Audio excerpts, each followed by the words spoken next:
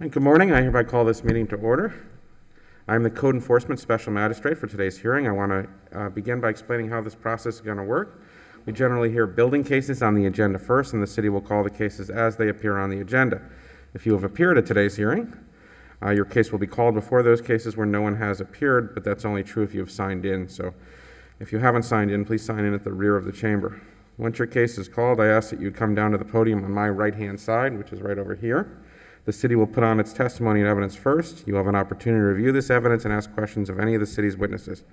You also have the opportunity to testify and present me with any of your own evidence. Once I have all the evidence and testimony, I will make a ruling.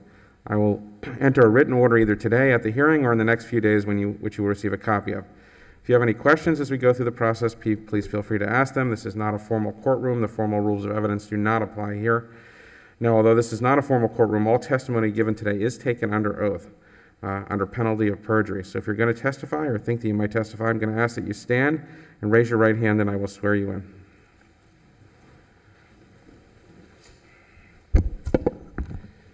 Do you swear or affirm the testimony you're about to give will be truthful and accurate under penalty of perjury under the laws of the state of Florida? Please be seated. The city can call their first case. First case number 15865 Caribbean Boulevard, CE 22010216.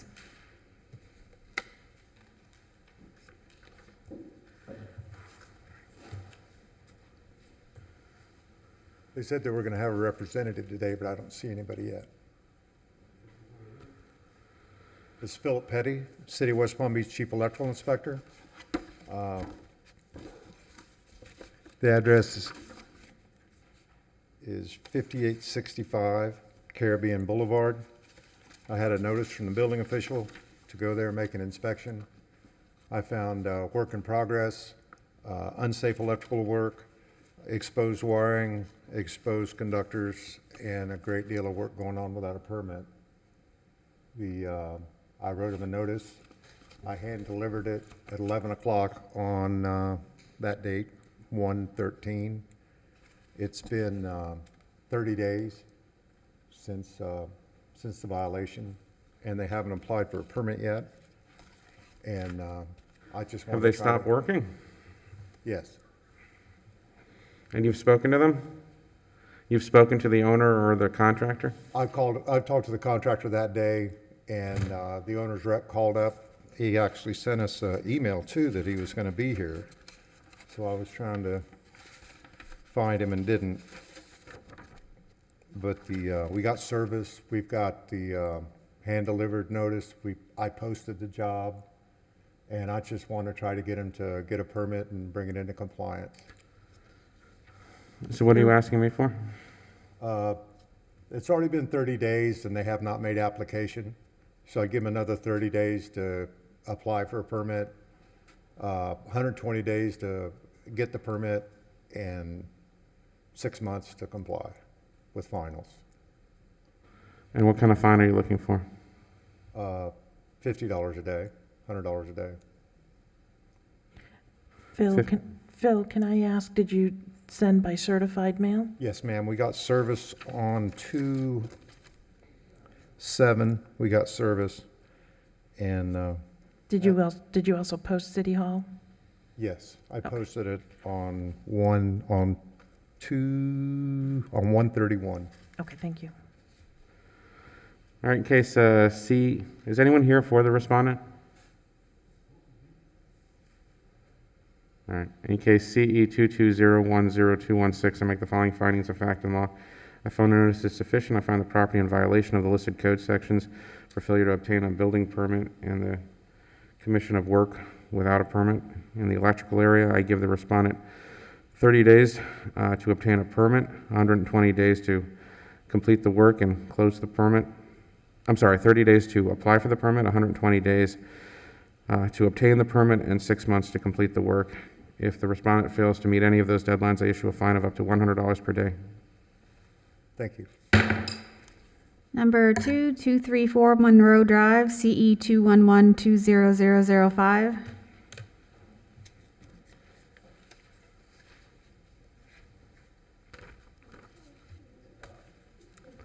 Go ahead, sir. Hey, how are you? I was at 234 Monroe to do a pool inspection, and the posted a notice of violation for no permits. They had a residential remodel permit, and no electrical, no AC, mechanical, no plumbing. Can you speak into the mic, because I'm having a hard time hearing you? Certainly. I'm sorry about that. So I was at the 234 Monroe to do a pool inspection, and noticed that several other jobs were being performed inside the residence. They have AC work being performed, plumbing work, and electrical work being performed. And the only permit they had was for a interior renovation and doors and windows. This is a private provider job site. They just recently have gotten the 3 permits they need also. So So they've obtained the permits that they need? they haven't got their final inspections yet. They've just obtained the permits. Okay. So what are you asking me for? I'm just asking for them to get 30 more days, and let's see if they can get the private provider to get his final and such. All right, I'm sorry, I'm a little confused. So they've applied for the permits and they haven't completed them? They have not. This is a private provider. It's a little bit of a, it's kind of, I get the new case, I guess. It's usually private providers get their permits, they do their inspections, they file it with the city that they've completed it. We'll do an audit. They haven't filed that they've completed yet, so they just now got the electrical sub, the mechanical sub, and the plumbing sub. So what the city is waiting on is the completion of these permits? Yes, sir. And you want me to give them how much time to do that? Another 30 days should be fine. They are, I believe the house just went up for sale and they're trying to close, so they should have it closed out, the inspections fairly soon. Have you, and I presume you've been communicating this with them? I have not. I was there for a pool inspection the other day, and the real estate agent was there. And notice was done through certified mail and posting? Yes, sir. Yes, sir. It was posted on the door of the residence. So you posted at City Hall and the residence? Yes, sir. And you sent it by certified mail? Yes, sir. So you're asking me to give them 30 days to close their permits by obtaining inspections? Yes, sir. And what kind of fine were you looking for? $50 a day. That's fine. Is anyone here on behalf of the respondent? I'm sorry, go ahead. Yes, ma'am. Just a matter of housekeeping. When you stood up to the podium, can you put your name on the record, please? Sure. I'm sorry. Jonathan Cooley, Cooley. Thank you. All right, in case CE 211200005, I make the following findings of fact and law. I find notice is sufficient. I find the property in violation of 105.1 and 110.3, required inspections and the failure to secure building permits. I'm going to give the respondent 30 days to complete and close their permits, or a fine of up to $50 per day may issue. Number 72480 Presidential Way, 303, CE 211000381.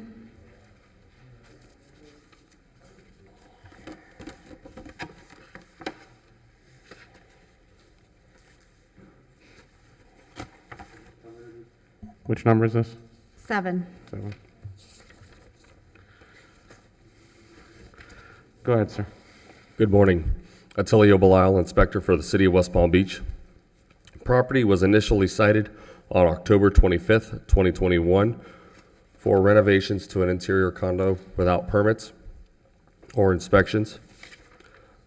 We received proper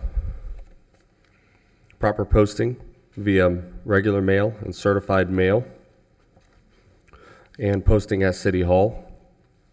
Certified mail was not signed for,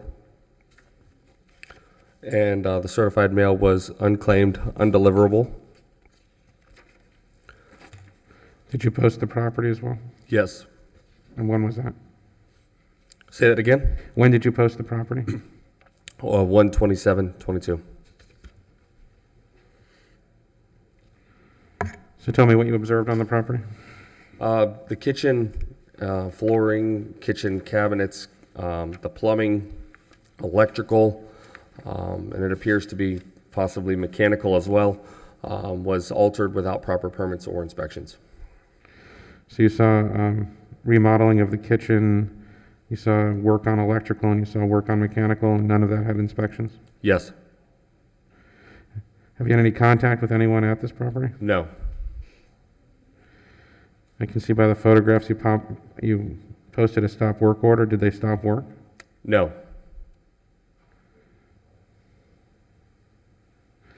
What remedy is the city seeking here? Say that again. What remedy? What are you asking me for? 30 days to obtain the permits and $150 a day.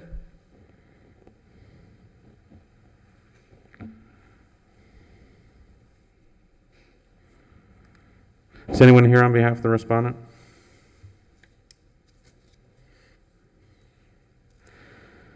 All right, in case CE 211000381, I make the following findings of fact and law. I find notice is sufficient. I find the property in violation of 105.1, 109.4, 110.3, and FBC 107.1.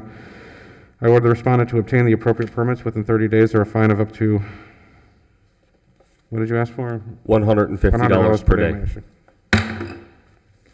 Number 8, 220 Ashworth Street, CE 2111045.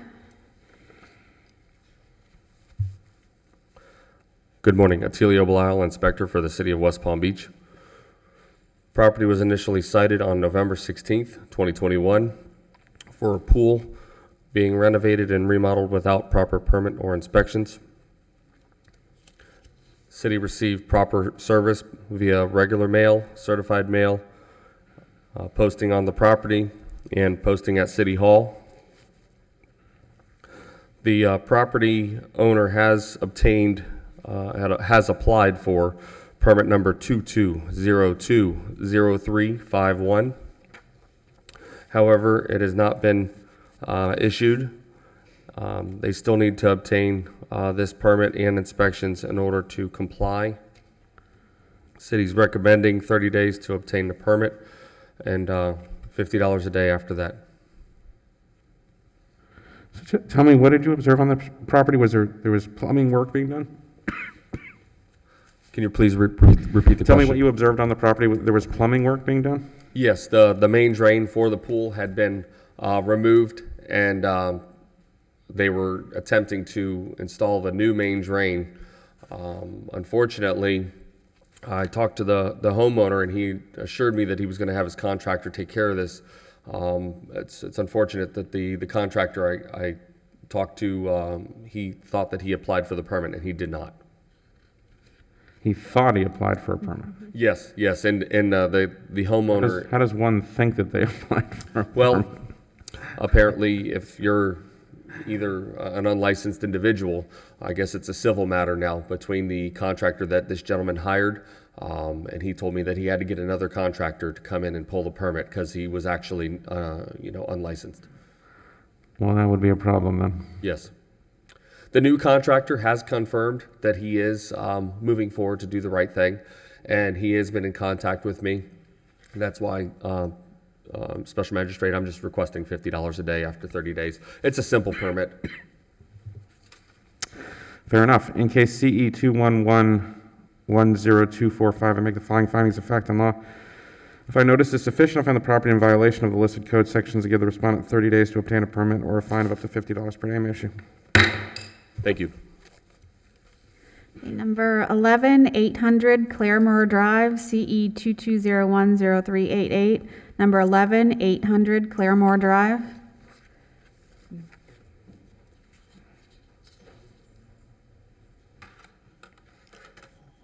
Don Williams, Code Enforcement, 800 Claremore Drive, was cited on January 27th of 22. Certified mail sent January 27th of 22. Certified mail received and signed for January 31st of 22. I cited this property for 94462B tree trimming standards and 94462C with tree abuse. My recommendation today would be give us 6 months to monitor the tree. If it dies within that 6-month period, ask them to replace it, and a one-time fine of $250. But the owner here is today just to indicate that she might be applying for a permit to remove the tree within that time frame, which is okay. Ma'am, can you tell me your name, please? Alexandra Vargas. And, yeah, he's correct. I'm sorry, one more time. Alexandra, Vargas, V as in Vargas. Victor, A-R-G-A-S, as in Sam. Ms. Vargas, how are you involved with the property? Are you an I am owner? owner of the property. And My we- husband and myself are owners. Thank you. Yes, your and his husband's name is Gopal Rajagauda. Thank you. Yeah, thank so tell me what happened to your tree here. you. So when we purchased the property, we were made aware that it was full of termites and we needed to tent it. So honestly, it was our mistake. I didn't know. The tree or the house? Well, we needed, in order to tent it, the company told us that we needed to trim down the tree.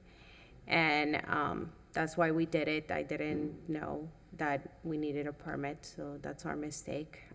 We are also gonna go into permits to do some renovations to the house. And as part of what the historical society agreed for us to do the renovations that we wanna do, we need to lift the guest house and move it. And the tree wouldn't allow us to do that.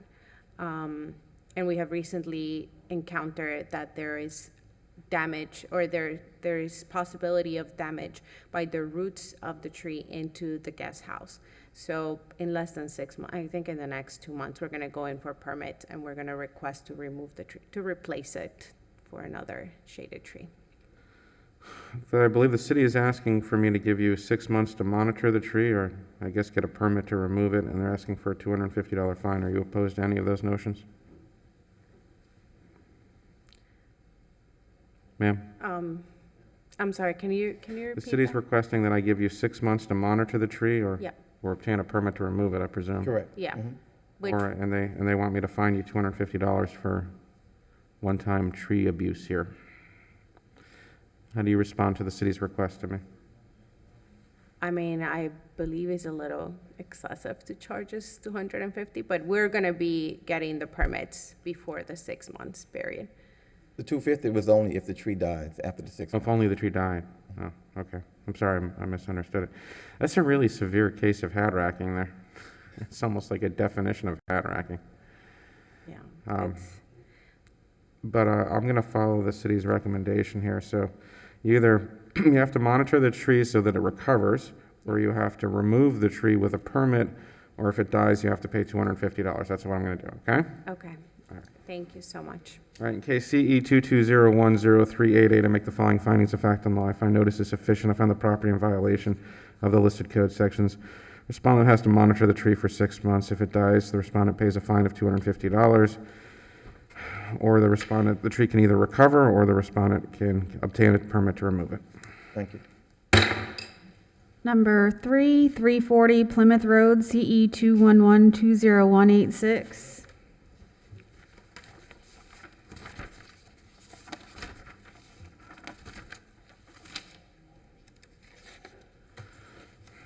I have a feeling a rental license violation is coming.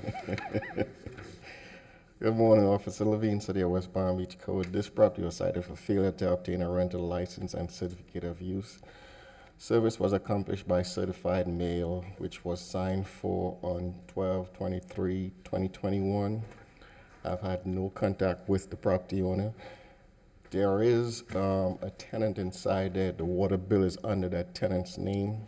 The city is requesting 30 days to come into compliance, or $200 a day thereafter. So you have direct knowledge that there's a tenant on the property? Beg your pardon? You have knowledge that there is a tenant on the property? Yes, sir. And the water bill is in her name. And you never heard from the owner of the property? No, You said- sir. Yeah. And service was accomplished by certified mail and That posting? mail signed for on 12/23/21. Okay. All right, case CE 2112018, to make the following findings of fact and life, and notice is sufficient from the property in violation of listed code sections. Respondent has 30 days to come to compliance or a fine of up to $200 per day may issue. Thank you. Number 4, 840 Hampton Road, CE 22010295. Good morning, Officer Williams. Morning. Michael Williams, Code Enforcement Officer, City of West Palm Beach. Property, 840 Hampton Road, was initially cited on 1/24/22. Certified mail was sent on 1/25/22. We do have a signed certified mail receipt on file. The property, as well as City Hall, was posted on 1/25/22. Property was cited for 2 code sections, 34-102-A, junk and abandoned vehicle, which the city wishes to rescind in light of the fact that there's actually no proof that the vehicle is inoperable. The tires do appear to be inflated, and how the vehicle is parked on the property, I'm not able to view whether there's a valid license plate on the vehicle. The other code sections, 94-482-A, parking requirements, as the vehicle is parked on an unapproved surface. That code section does stand. As of last evening, the vehicle is still parked on unapproved surfaces. So in light of that, the city is requesting an additional 14 days in order to comply, or a fine of $25 per day be imposed. Have you had any contact with the owner? No contact with the owner. No phone calls. No contact whatsoever. I've gone there multiple occasions. There are vehicles parked in the driveway, but no contact with the owner whatsoever. Anyone here on behalf of the respondent?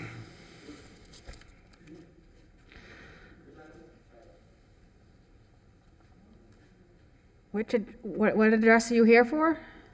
Sorry, I got caught in an accident. I'm here for Caribbean Village. This is not that. That case was heard already. Right, I know. I'm here to see if I can. All right, well, let me deal with the case in front of me. Case CE 220100295, make the following findings of fact and life. I notice is sufficient to find the property in violation of 94-482-A, parking vehicles. I hereby order the respondent to come into compliance within 14 days of a fine of $25 per day may issue.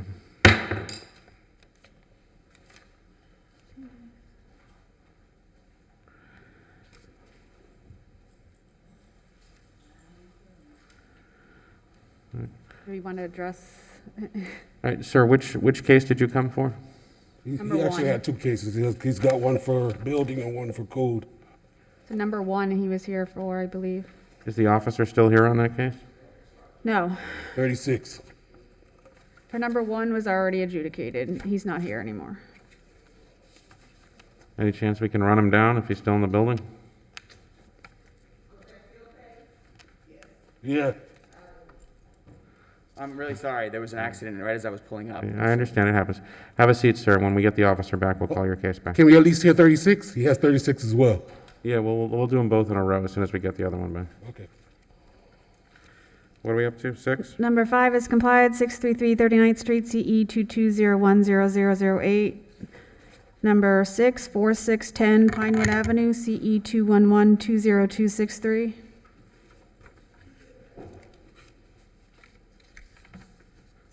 Morning. Code Officer Francis, City of West Palm Beach Code Compliance.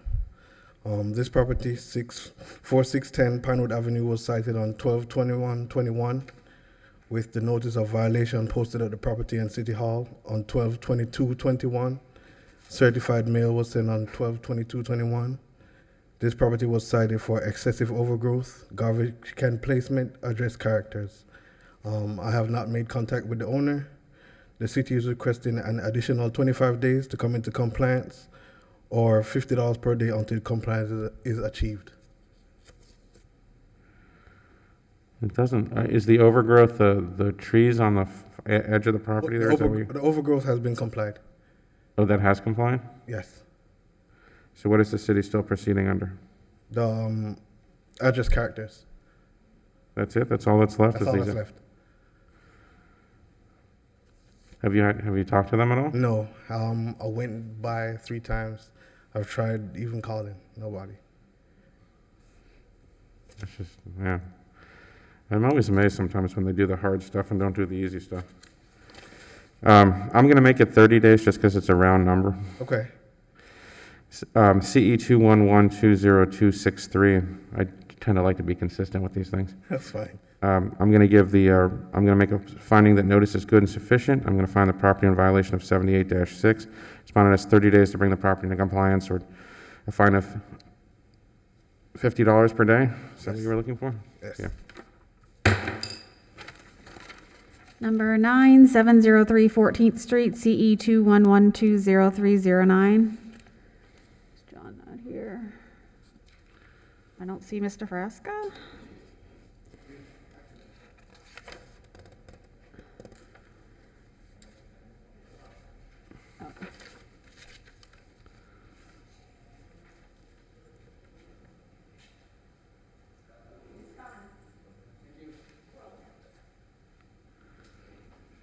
Number 9, 703 14th Street. Good morning, Officer Frasca, West Palm Beach Code. This property was cited for a chronic nuisance on December 29th of 2021, asking the owners to submit a action plan sufficient to curtail the nuisance activity. None was submitted within that reasonable period of time, so notice of hearing, notice of violation of the article, and the hearing was sent out for today. Certified mail was sent on the 29th for the notice and for the declaration, and the property was posted. Same thing for the notice of violation, notice of hearing. They were sent to certified mail to 2 different entities, one for the Sunbiz and the other for the tax roll. I did not receive the action plan sufficient to curtail the nuisance activity. Did you receive something? Pardon me? You said you didn't receive an action plan sufficient. That sort of implies you received some kind of action plan. No, sir. No, okay. All right, so Okay. you received nothing. So on the 10th, I was in touch with one of the attorneys that represents the bank, which he just is here today. And I explained what the process was. And that we're here for a formal declaration that the property is a chronic nuisance, and they did not submit the action plan with a reasonable period of time to curtail the nuisance activity. And he could, defend his position as, how he wants. So in that declaration, we're asking for an action plan, we're asking for a service order to abate any of the issues and bill all costs back to the owner of the property if they're needed, including the code officer's time, sufficient enough that would be a cut and clean, board and secure, keeping the property secure, or, infestation of. Tell me what the nuisance activity on the property is. I'm sorry. Sorry, yeah, I know this masking is hard. Tell me what the nuisance activity on the property is.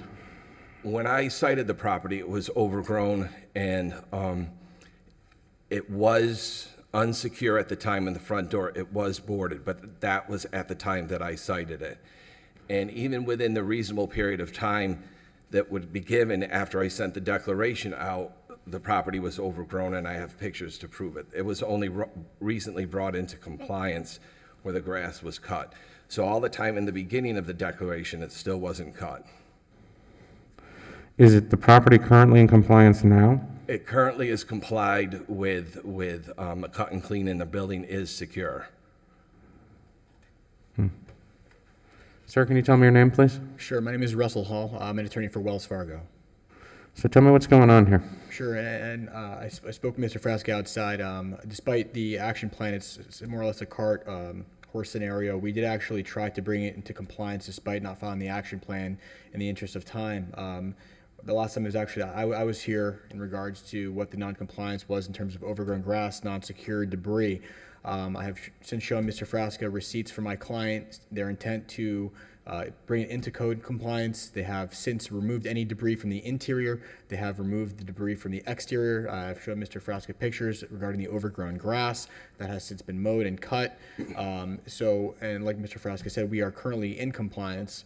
It is my client's intent to actually deal with any pursuing nuisance. My intent of being here today was to find out what, if anything, it's non-compliant with. And as we sit here today, it has been brought into compliance. And the grass obviously is a continuing issue. My client does intend to continue to cut it or remove any debris and re-secure if that's necessary. So we're trying to mitigate our costs. We have brought it into compliance, and we'll abide by any order or plan from today. But I think they've shown their diligence, and I have a receipt to show, and as well as pictures to show that I've shown Mr. Frasca that it is in compliance now. Receipt from any restoration companies, from many types of landscaping companies to show the services and the amounts bore by the plaintiff. What is the city asking for? Okay, so, and just to understand, it was in violation of not submitting a sufficient action plan to curtail the nuisance activity. It's not based on whether the property is complied now or not. It's about that activity in the past. Now, an action plan for this property would be pretty simple. It would be something to the effect of we'll mow the grass once every 2 weeks or as needed, keeping it within city code, trimming all the trees, bushes if that's necessary. Whatever it would take that would curtail that activity. If it's acceptable, then we say, So the okay, city just wants an action plan, is what you're telling me? Exactly, and then to implement the action plan, because people will give an action plan to placate code enforcement, but then never follow through on it. So here it was a simple request to do this. We're past this point. It's based on a prior adjudicated case of non-compliance on this issue. So it wasn't like this is something new. So even if you find and enter a service order, we may never use that service order and we may never have to charge. But it does allow the city to recoup costs for my inspections to make sure that they're following what they need to follow. Well, it's tricky, right, because they're currently in compliance, so it's not like I can issue an order having the city do it. Now, the second thing is, and this is different than a fine in a lien, is that this ensures it's a safety matter for the city. The new owner, if, let's say I accept an action plan or there is a service order, all the new owner within 15 days has to supply me with an action plan to eliminate or curtail that activity. And if it's acceptable, we follow it for a short period of time to make sure that they're following it. And then we close the case. So it doesn't prohibit the sale of the case. What it does is just give the city the ability to recoup the expenses and keeping an eye on this property, making sure they're following the rules. To do a chronic nuisance order, I have to make a finding that the nuisance exists on the property. And if it's in compliance, how do I make that finding? You're making a finding, sir, of not submitting an action plan based on a former case. And the reoccurrence of that event, and it did reoccur, and there's evidence. Well, that it theoretically, what I would do for that is find that they weren't in compliance and maybe issue them a one-time fine for that. But how do I issue an order maintaining the property when the property's in compliance? It's not. Can I Yeah, say something? please do. So it was declared a chronic nuisance after the property was found to be not in non-compliance with a special magistrate's order. So he declared it a chronic nuisance, and he's requiring an action plan. So did a special magistrate find that there was a chronic nuisance on the property? So after it wasn't in compliance with the special magistrate order, it was overgrown again, right? So this is a chronic activity. This is happening over and over again. So he can't just cut it every 2-3 months and then have the neighborhood deal with the overgrowth. Well, the appropriate way to deal with that in the code is to use repeat violations. But we have the remedy you're seeking doesn't seem the appropriate one when the property is in compliance. It seems to me the appropriate remedy is to find that the property was in violation and didn't come into violation in the required amount of time, and then if it happens again, to bring a repeat violation case. Well, Why would I do a chronic nuisance order for a property that's in compliance? because It's the not in property's been declared a compliance. chronic nuisance. It's not in compliance with that particular code of supplying an action plan that would be sufficient to, But if I enter a service order, I have to make a finding that a chronic nuisance exists on the property. and it does. It does based on the code. It was based on a prior adjudicated case of noncompliance. It reoccurred on the I property. mean, can the city attorney give me some guidance here? Because Sure. I'm confused. I I believe what the city's position is, and correct me if I'm wrong, underlying case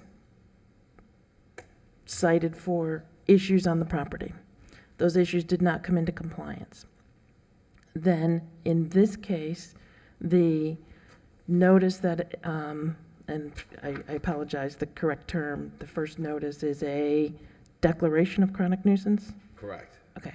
That was done because at that time, it was out of compliance with same issues or similar issues as the underlying case.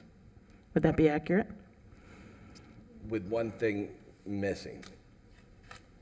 When I asked for an action plan, Okay, we're not up to that point yet. So at the time that you sent the declaration of chronic nuisance, the property was out of compliance. Would that be accurate? yes, Okay, so that prompted the declaration of chronic nuisance. The declaration requires then the action plan to be submitted. The fact that an action plan was not submitted is in itself another violation that is the subject of the notice of violation that brings us here Well, today. even presuming that's true, once the property comes into compliance, is the action plan not moot? No, the city's position would be that without the declaration of chronic nuisance today, or excuse me, without a finding of a chronic nuisance today, an entry of the chronic nuisance service order, what it essentially does is it's turning the city into a property manager who has to keep going out and make sure that this is kept up, even though the city has shown that at least 2 times before, if not more, it continues to be out of compliance. So if you enter a chronic nuisance service order today, it's based on the violation of no action plan and gives the city that ability gives it the teeth to enforce, to make sure that the owner, the bank, does what it needs to do.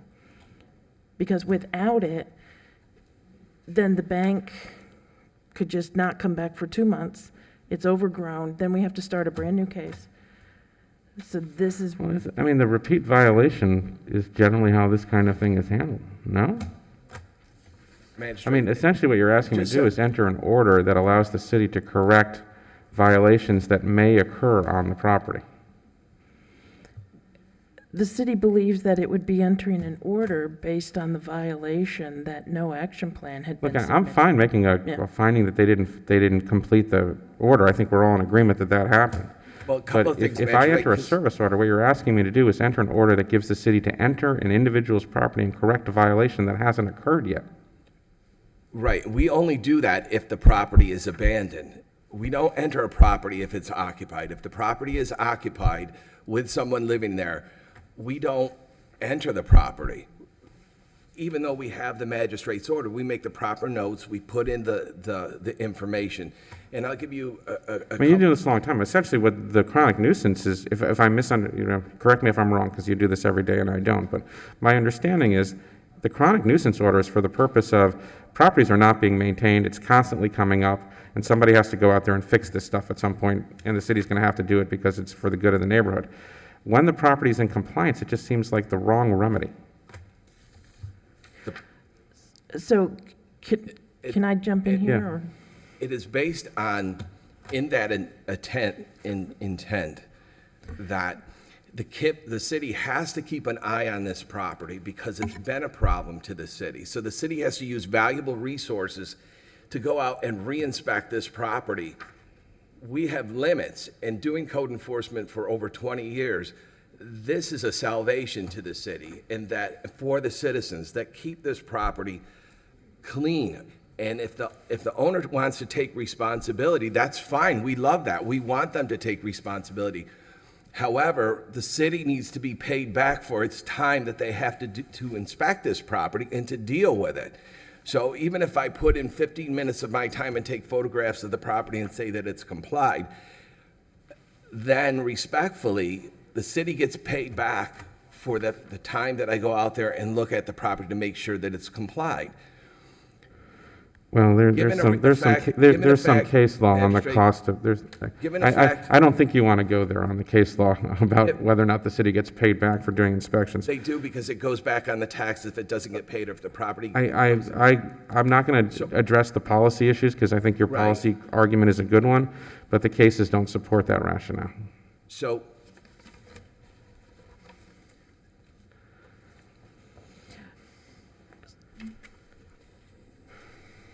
Let me let the respondent's attorney in here. Well, how do you think I should, Right. So it seems like we're talking about, and I understand the conundrum for speculative what happens in the future and the city has to go out and re-inspect and bear costs.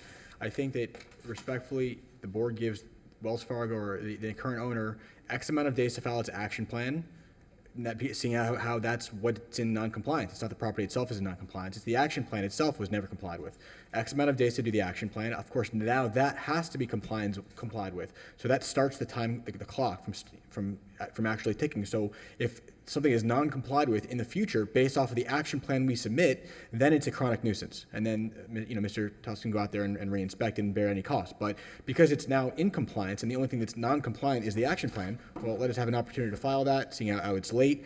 If there's a fine, so be it. And then we'll be in compliance as the intent of Wells Fargo is to maintain the property. And if we're here again, it's because the chronic nuisance, not on the action plan, I but on actually the like property the idea. itself. All right, this is what I'm going to do. Otherwise, we're going to sit here all day. Special in case- magistrate, may I just add for the record before you do that, just Yep, to have it go on the ahead. record? So our code section 54406, entry of chronic nuisance service order, if a timely request for hearing, that would be by the respondent, has not been filed pursuant to our section 54405, we believe that they did not timely request a hearing, and a notice of violation has been issued. It was. The special magistrate shall enter a chronic nuisance service order. If the special magistrate upholds the declaration of chronic nuisance property or determines after a hearing that there has been a failure to provide an adequate action plan, we believe there's been a failure to provide an action plan or a failure to implement an adequate action plan, there has been a failure to implement an adequate action plan because they never submitted one. The special magistrate shall enter a chronic nuisance service order. And So of course, that's the city's distinction, that just because they went and all of a sudden magically the property looks good right now, it's still based on they didn't submit the action plan, nor did they implement an adequate action plan because there wasn't one submitted. And therein lies the need for the enforcement through the chronic nuisance service order. And All right, let me take a look at that's the all code I section have. real Thank quick you. here.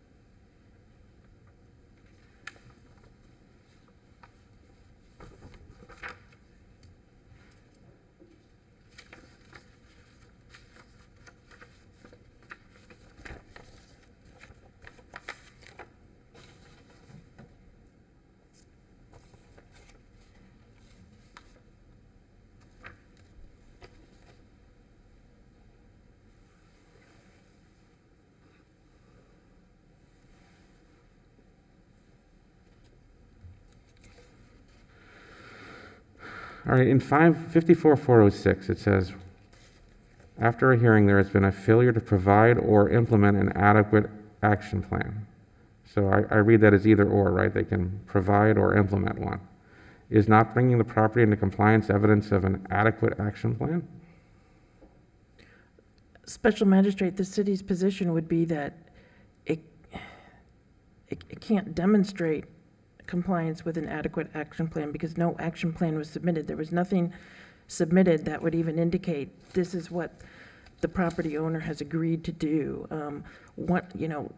That's part of the teeth of the enforcement is to kind of get more than just passive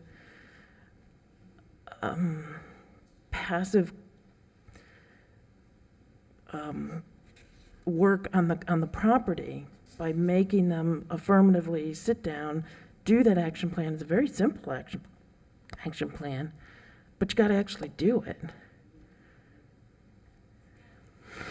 All right, this is what I'm going to do, because this is an odd case. In case CE 2112039, I'm going to make the following findings of fact on what I find notice is sufficient. I find the respondent was in violation of 54403A by not submitting an adequate action plan. I'm going to give the respondent 14 days to submit an action plan to the city. If it's not done within 14 days, I'm going to reset this for hearing for the issuance of a service order.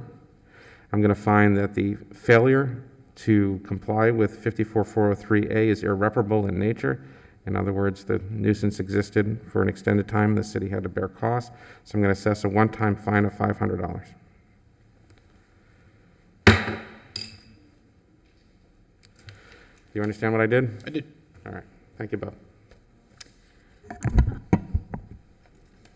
Magistrate, do you want to continue on with Mr. Frasca's other case or go back to? Well, he's here. Let's do it. Thank you. Okay, number 102907 Broadway, CE 22010255. John Frasca, West Palm Beach Code Enforcement. This property was cited for an unsanitary lot, overgrowth, trash and debris, and notice was sent out on 1/20/22, and the property was posted and City Hall was posted. And I've heard nothing from the owners of the property. I've been monitoring this property on a regular basis because it sits on Broadway and it's very visible. When the complaint came in, it came in from sanitation, and there was illegal dumping in the back of the lot. And sanitation subsequently picked up most of the debris in the rear of the property. However, it stands out of compliance. So the city is asking for 5 days to come into compliance or abate this property. Mr. Frasca, did you send by certified? Certified mail was sent and the property was posted. And do you believe the property rises to the level of a health, safety, or welfare Oh, absolutely. issue that requires abatement? Yes. And what do you believe that health, safety, and welfare issue is? When a lot is overgrown, the first thing is that it becomes an attractive nuisance to the community to illegally dump, which poses that threat. The second is when it's overgrown, it gets filled with insects and vermin, and that in itself creates an unsanitary environment. Overgrowth, animals die, wild animals, rats, whatever you have, love to die in places that they're not going to be seen, which creates an unsanitary environment. Keeping So this the clean and overgrowth neat- constitutes habitat for vermin? Yes. Thank you. Now, the last thing is, because it's an attractive nuisance, you'll notice the last pictures that I took a day ago, you'll see that somebody illegally dumped tires in the back. And tires are considered by the state of Florida hazardous waste. Are they really? Have you had any contact with the owner of this property? No, sir, no contact. Has there been any evidence that the owner has attempted to bring this into compliance? No, sir. Do you believe 5 days is a sufficient amount of time for them to bring this into compliance? When the property was cited, it was been almost a month and nothing has happened. Yeah, I know that's the tricky part, but I still have to make sure that they have a reasonable amount of time to comply with my order, right? I can't write them an order that they can't comply with because that would be They unfair, should right? be- Yeah. Well, Magistrate, with all respect, they should be at the hearing with the notice, and they should keep an eye on the property. All of that is true, but I'm still bound by, I have to give them a Well, reason. okay. The statute requires I give them a reasonable amount of time, so they could appeal me and say, there's no way I could have done this in that amount of time from when he wrote the order, so I have to make sure that it's reasonable. Well, Magistrate, you're the magistrate. You're in charge. You make the order. I wish they were Well, here. I'm asking for your advice. How long do you think it would take a reasonable person to fix this? If you're asking me, if I got the notice, I would be there the next day doing it. I would do it myself. I would get somebody as quick as possible to do it. John, would you have any objection to 10 days as a reasonable amount of time for them to receive this order and have sufficient time to remedy this, if they choose to remedy it? Well, the city had cleaned up the illegal dump in the back, and now you see that it's reoccurred within that time frame. Vacant lots that are unattended in itself are an attractive nuisance. I think 5 days is reasonable, but I would yield to the magistrate if he wants to make it 10 days and then go forward with that. But we're really trying to clean up the north end of the city. You're concerned about the condition of this property being a danger to the neighbors. Is that what you're trying to tell me? Yes. Yeah. Okay. All right, is anyone here on behalf of the respondent? All right, in case CE 2201025, I'm going to make the following findings of fact and law. I find notice is sufficient. I find the property in violation of Code Sections 18106A, 18106B, 18215B, and 7404C5. I make further finding that the condition of the property constitutes a threat to the health, safety, and welfare of the city of West Palm Beach. I order the respondent to bring this property into compliance within 7 days. In the absence of compliance, I hereby authorize the city of West Palm Beach to enter the property and abate any and all violations. I hereby assess the cost of said abatement against the property and the property owner. Thank you, sir. Thank you. Let's see. All right, we want to call back the other case? Do we have the Number, officer? we're recalling it. Number 15865 Caribbean Boulevard, CE 220102216.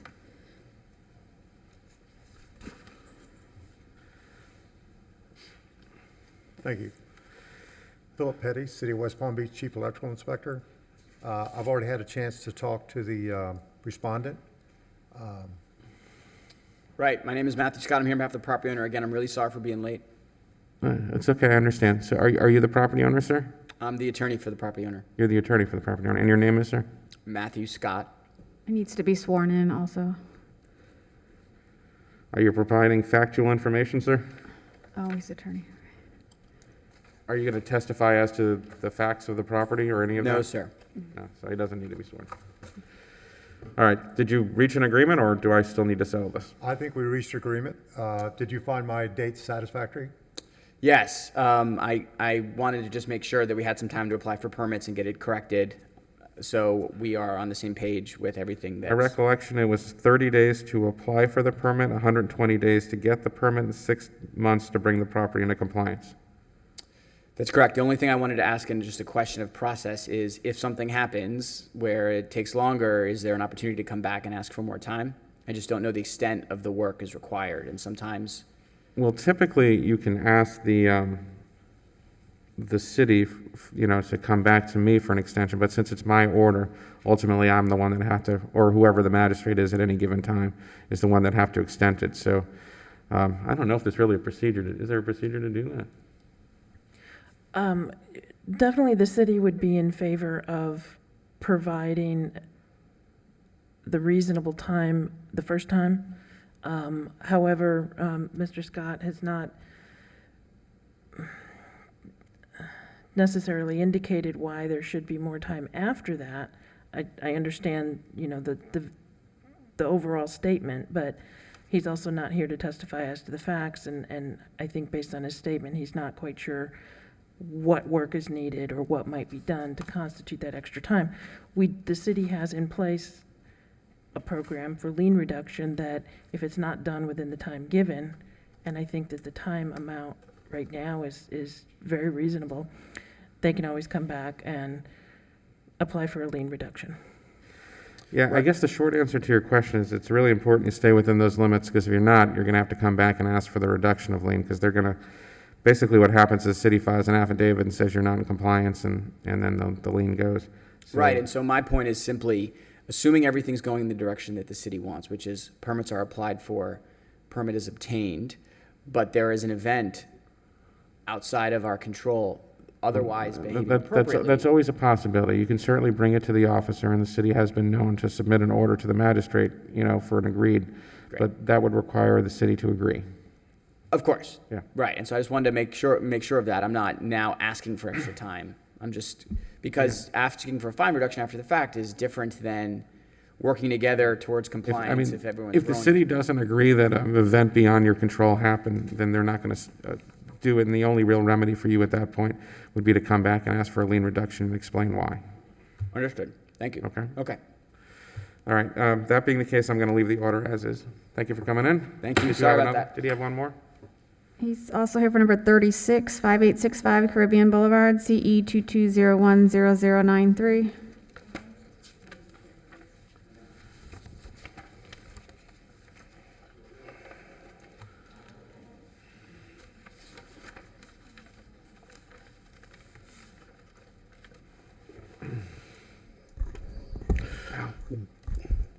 Good morning, City of West Palm Beach Code Compliance Officer Paul McFarland.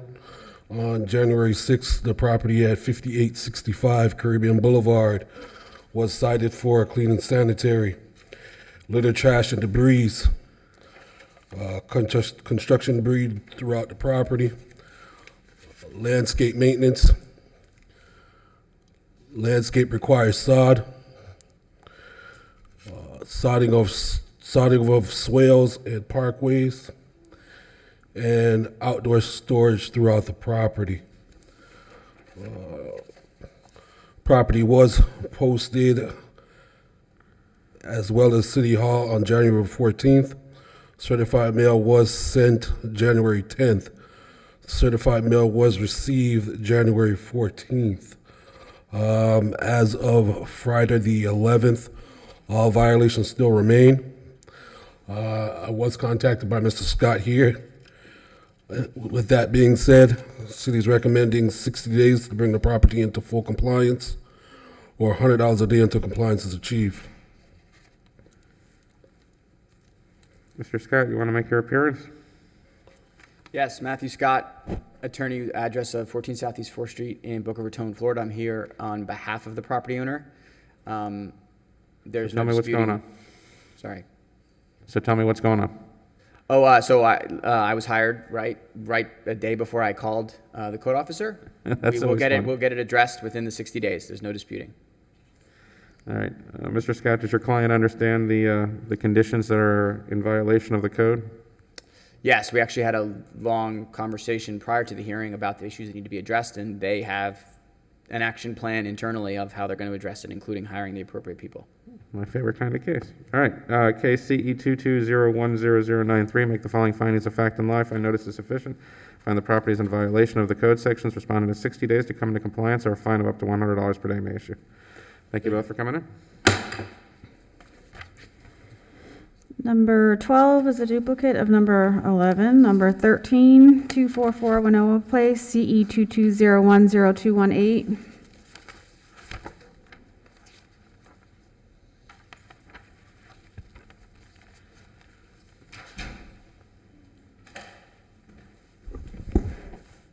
Good morning. Sonny Bin, City of West Palm Beach Code Enforcement. This property was cited on January 18. Notice of violation was posted at the property in City Hall on January 19. Certified mail was sent on January 19. This property was cited for Code 34102A. I have not made contact with the property owner. The property is still in violation of Code 34102A. The city is requesting an additional 15 days to gain compliance, or $50 a day until compliance is achieved.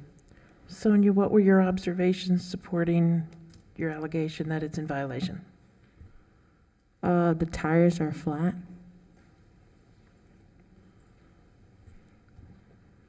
So is there one? So just so I understand, Officer Benz, your allegation is that the property is in violation because there is a junk or abandoned car, and the evidence to Inoperable. support that is that the car's tires are not inflated, is that correct? Correct. Have you had any contact with the owner of the property? No.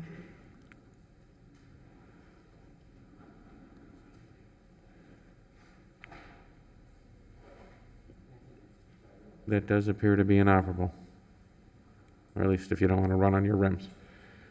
Have you had any contact with the owner at all? No. And you said you did service through certified mail and you posted City Hall and the property? Correct. How many times have you seen that car there? A lot of times. If you look at my photos, I inspected the property multiple times.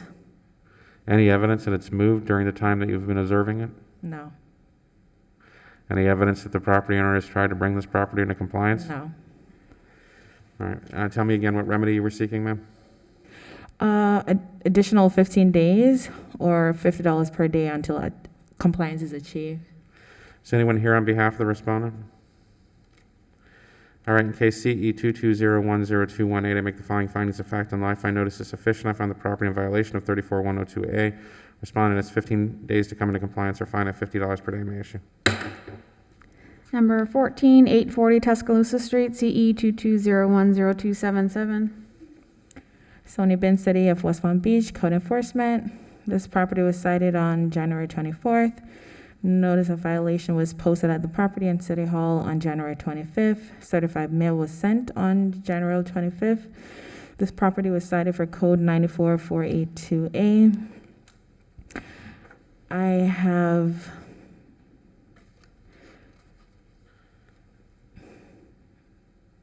how can I say it? I attempted to make contact with the property owner. I sent an email and I also left a voice message about the violation. I inspected the property several times and the vehicle in the rear is still parked on the grass. And as of today, there was additional vehicle parking on the grass. Based on an email from that I received, the property owner is in process of applying for permit for a driveway. So today the city is requesting an additional 15 days to gain compliance or $50 per day until compliance is achieved. How many days? I'm sorry? 15. 15? Yes. Did you want to give them time to complete their application for a driveway, or, well, either way, Oh, they we can't can. park on the grass, right? Or you know what? You could give them 30 days if that's okay with you.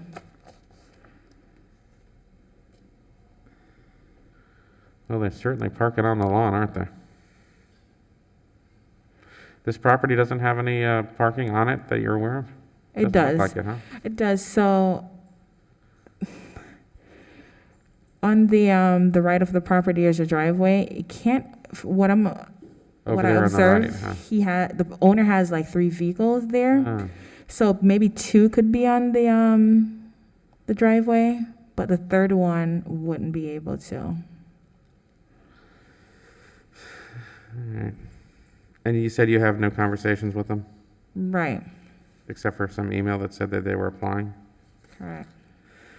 All right, in case CE 2201027 I make the following findings of fact and law. I find notice is sufficient to find the property in violation of 9442A. Respondent has 30 days to come to compliance or fine at $50 per day may issue. Thank you. Number 15 is complied, 7940 Cranes Point Way, CE 210902242. Number 16 is rescheduled, 1127 Florida Ave, CE 211000134. Number 17 is complied, 7125 Deer Point Lane, CE 211000349. Number 18, 636 54th Street, CE 2110129. City of West Beach Code Compliance, Robert Watkins. This property was cited on November the 8th. Certified mail was sent November the 9th. Certified mail was returned November the 15th. City Hall was posted January the 10th. This property was cited for 105.1, 18-106B, 18-162A, 22-32A, 74-34A-1J, 82-144, 94-302A-3, and 94-442C-1. Compliant violations were 105.1, 94-302-A-3, and 18-106B. Remaining violations are 18-162A, 22-32-A, 74-34A-1J, and 82-144 and 94-442C-1. The city is requesting 30 days for all remaining violations and/or a fee of $150 per day after. Robert, would you please testify to your observations that support these remaining outstanding violations? Yes, yeah, they're in the pictures. I Would do. you, would you please testify? What, in regards to 18162, an allegation of rental license violation? I spoke to the homeowner that was there, and he told me that he lives in Stewart, but this is his other house. But he has several properties in the area, and they all have the same address. Only one of them on property appraisal has a Stewart address. So I gave him the opportunity, and I gave him the website, and I sent him an email to fill out the affidavit of non-rental, but that hasn't been filled out yet. Okay, so I'm a little, I didn't hear everything, and I'm a little So the unclear. So homeowner did told- he? He says he doesn't live there, you know, but he said he does live there, but he said he only comes down once in a while from Stewart to live there. But I inquired because he has another address where he told me the exact same thing, but he says he lives there. So I said, well, if you're not living there, then just fill out the affidavit of non-rental and just have that, you know, submitted, but he has yet to do it. Is So- anybody living there that you can tell? Say again? Is somebody else living there? Yeah, there's another gentleman that was there, but he said it was his friend's house. So I'm not sure what's going on. So I asked him just to fill out affidavit of non-rental to show that you're not renting it. Because he has a total of 5 other properties in the area, 4 that he's renting out, but this one and the other one he says he's not. So Does he have licenses on the other property, rental? yes, he does. One of them, he got the license because I cited him. This one slipped through the last time I went through with his. So I went back, visited, and he had other violations that were outstanding. So I cited for those as well. Do you believe that there's a renter living on this property? I believe that there's not only him but himself, but there's someone else that is sharing their property with him. I don't know if they're paying monetary, but it's more fact that I gave him the opportunity to fill out the affidavit of non-rental, and he hasn't even filled it out, and that's been since last year. And I just spoke to him, his brother again 2 weeks ago, and I gave him the same information because I have one of his cases as well. But you've observed another person living on this property Yes, that's there's a not the gentleman owner? that said he lives here, and I always ask him because I Okay. give him a garbage brochure, and he said that that's his friend's house. Just for my clarity, because I have to make a finding. Mhm. You've observed a person that is not the owner that's living on this property? Yes. Okay, all right. Robert, as well testimony as to your allegation of garbage can placement. Yes, and right there in front. It's actually moved a couple times, but it never goes past the front. Okay, can you tell us what you're describing? The record needs to be Sit at clear. West Palm Beach trash can with an address spray painted on it out front of the property. Okay, and what is is the business tax receipt alleged violation based on the Absolutely. renting the property? Mhm. And with respect to the 94-442C1 landscaped areas must be grass, would you please describe what you observed? You see in the picture when it pops up, he put pavers in the whole front of the yard. See it? It used to be a yard there, now they're all uneven pavers. And they park on it from time to time. Thank you. So you put pavers where it was supposed to Yeah, be see, grass? they're all different heights and levels and, That's supposed to be grass, that area? yeah, makeshift parking. There grass sometimes, see? You can see where the grass starts to go through it. May weed whack it down and park on it again. All right, is anyone here on behalf of the respondent? Nope. In case CE 21110-129, to make the following findings of fact and law, I find notice is sufficient. I find the property in violation of AT 162A, 7434A1J, 82144, and 94442C1. Respondent has 30 days to come to compliance or fine of up to $100 per day may issue. Number 19, 618 58th Street, CE 21110-153. City of West Palm Beach, Robert Watkins. This property was cited November the 8th. Certified mail was sent November the 10th. Certified mail was received November the 12th. This property was cited for 18-102-3, 18-103E, 18-103G, 18-103I, 18-106B, 18-162A, 18-971, 22-32-A, 82-144, 94-302A-3, 94-302A-4, and 94-442C-1. No violations have come into compliance as of yet. All are still remain outstanding. I just spoke to the homeowner, the property owner this morning, and the city is requesting 40 days to come into compliance or $200 per day after. Was City Hall and the property posted? The City Hall was not posted due to certified mail being given to the homeowner.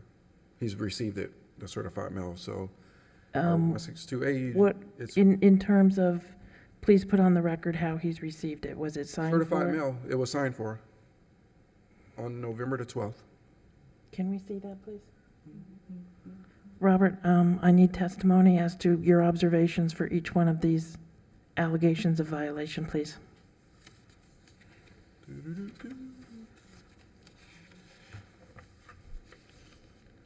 All right. You ready?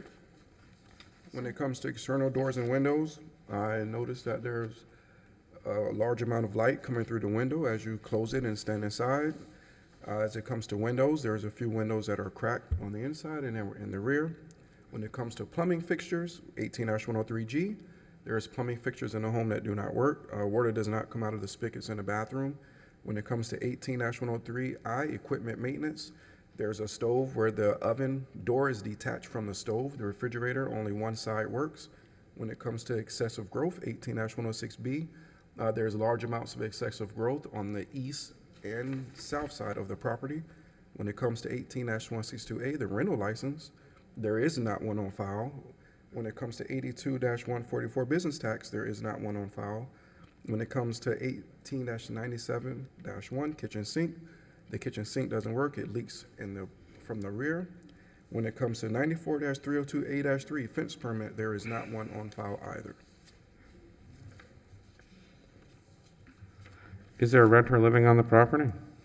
At the time, there was a renter living on the property. It's hard to tell now if someone is living there or not. They were doing work on the inside and the front window. You could barely see through it. There were still persons' belongings in there, but I haven't seen any vehicles there. When I spoke to the owner this morning, he said he was cleaning it up to get another person in there, but like I advised him, if you're still going to get another person in there, you still need a rental license.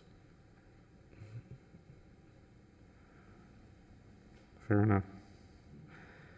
I guess they signed the notice, but did they reach out to you and talk to you about the He conditions? called me this morning to let me know someone illegally dumped trash in the front of his property. I advised him that good thing he called because I was taking the property to magistrate this morning, and we discussed the things that needed to be done. He told me a few things had been completed.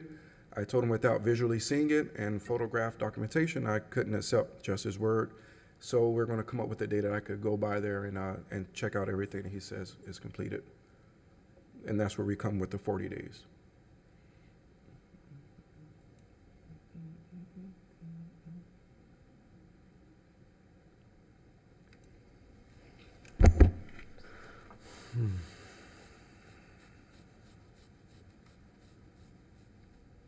So much growth, you can't even get in the fence.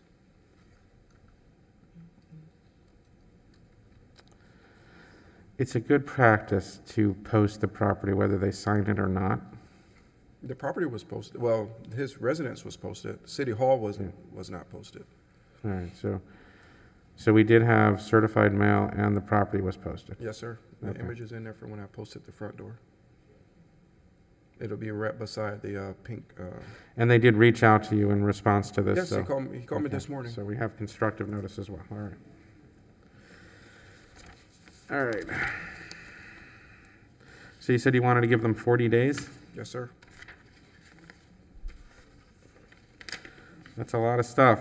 You think that's enough time? Yeah, he's had since November of last year.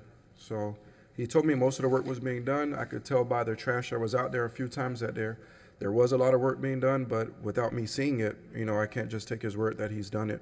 That without is a seeing fair it. point. All right, and what was the fine you were seeking if it wasn't completed? It was $200 per day after. All right, is anyone here on behalf of the respondent? In case CE 21110153, make the following findings of fact and law. I find notice is sufficient. I find the property in violation of that lengthy list that is in here in the agenda. from 18103E through 94442C1. I order the respondent to come into compliance within 40 days or a fine of $200 per day, may I issue?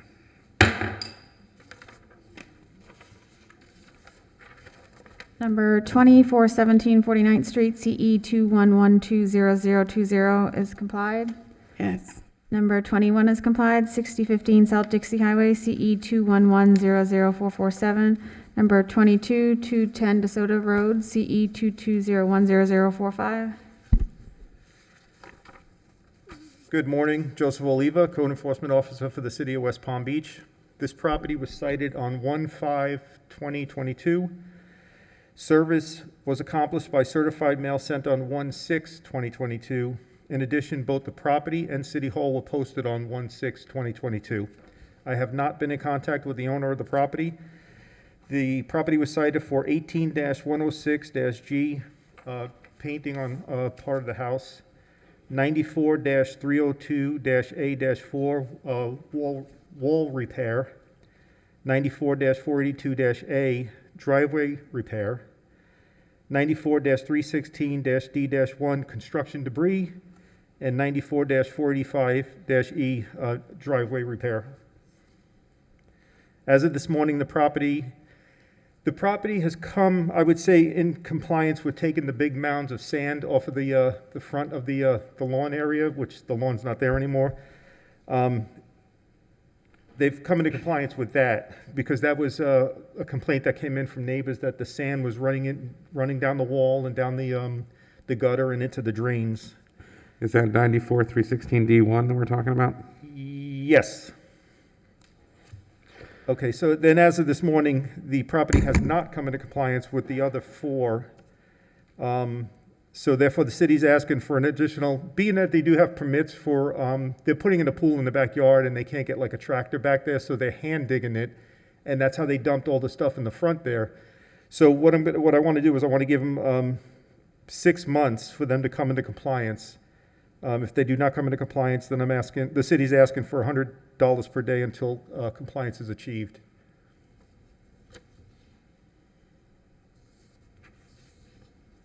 So 180 days? Yes. And that's to all four of the issues? Yes. I can see the driveway what's the repair paint wall. issue? The doors need painting, is that it? Yeah, the door's right there over the driveway, above the driveway there. I guess they took the fence down to do the pool? Yes. Well, and they also have walls that are broken on the retaining wall. You see the retaining wall there? Yeah. Yeah. The driveway is definitely in disrepair. There. All right, case CE 220100045, make the following findings of fact and law. I find notice is sufficient. I find the property in violation of 18106G, paint for not having paint on the walls or doors, 94302A4 for disrepair to the wall, 94482A and 94485E for failing to maintain the parking area. Respondent shall have 6 months to bring the property into compliance or a fine of $100 per day may issue. Number 23 212 Gregory Place, CE 220100074. Joseph Oliva, Code Enforcement Officer for the City of West Palm Beach. This property was cited on 1/6/2022. Service was accomplished by certified mail sent on 1/7/2022. In addition, both the property and the City Hall were posted on 1/6/2022. I have not been in contact with the owner of the property. The property was cited for 18-106-N, unsanitary pool, and 18-265 boards on some windows and doors. As of this morning, the property has not come into compliance. Therefore, the city is asking for an additional 30 days for them to come into compliance. If they do not come into compliance, then the city's asking for $100 per day until compliance is achieved.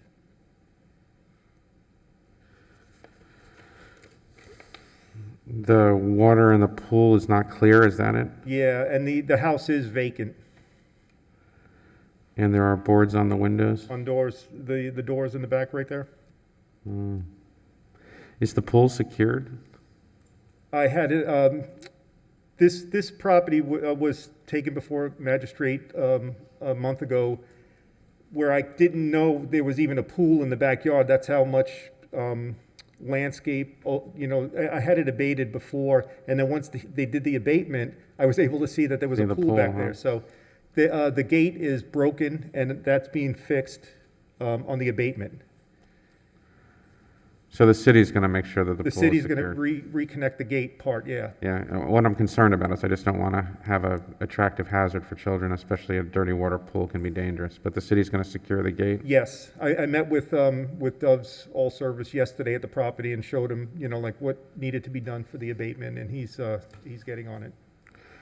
All right, much appreciated. All right, in case the notice was certified mail, regular mail and posting? Yes. Okay. 1/6/2022 and 1/7/2022, the certified mail was sent out. All right, in case CE 220100074, make the following findings of fact and law. I find notice is sufficient. I find the property in 18106N and 18265 for the pool not being maintained and for there being the boards obstructing the doors. Respondent has 30 days to come into compliance or a fine of $100 per day may issue. Thank you. Number 24, 3801 Greenwood Avenue, CE 220100051.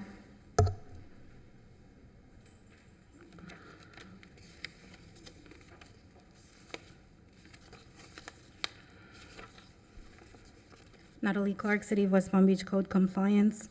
3801 Greenwood Avenue was cited on January 5th of 2022. The property and City Hall were posted on January 6th of 2022, and certified mail was signed for on January 6th of 2022. The property was cited for 105.1, failure to secure a building permit for the boards on the window. 18103E, external window / door repair. 18103B, repair of the exterior foundation and walls. 18103J, exterior paint. 18106A, clean and sanitary. 18214A, painting the boards on the structure. 18265, obtaining a boarding certificate. 94442C1, the bare landscape, and 94442E, landscaping of the swale. I've had no contact with the property owner. All violations remain for code sections 18106A and 18214A and 18265. The city is asking for 10 days or $100 per day. For all other code sections, the city is asking for an additional 60 days or $150 per day until compliance is achieved. Can you please testify as to your observations about your alleged violations? I went to the property and observed the violations. I do have pictures of them. The pictures are dated for... Can you describe what we're seeing in pictures in terms of the violations? Okay, so should I go over it again? I said it after each section. Yeah, so Okay. just to help out, Yeah. technically, there has, Okay. so we have a tendency sometimes to testify as to there's a violation of X, but that's really my determination.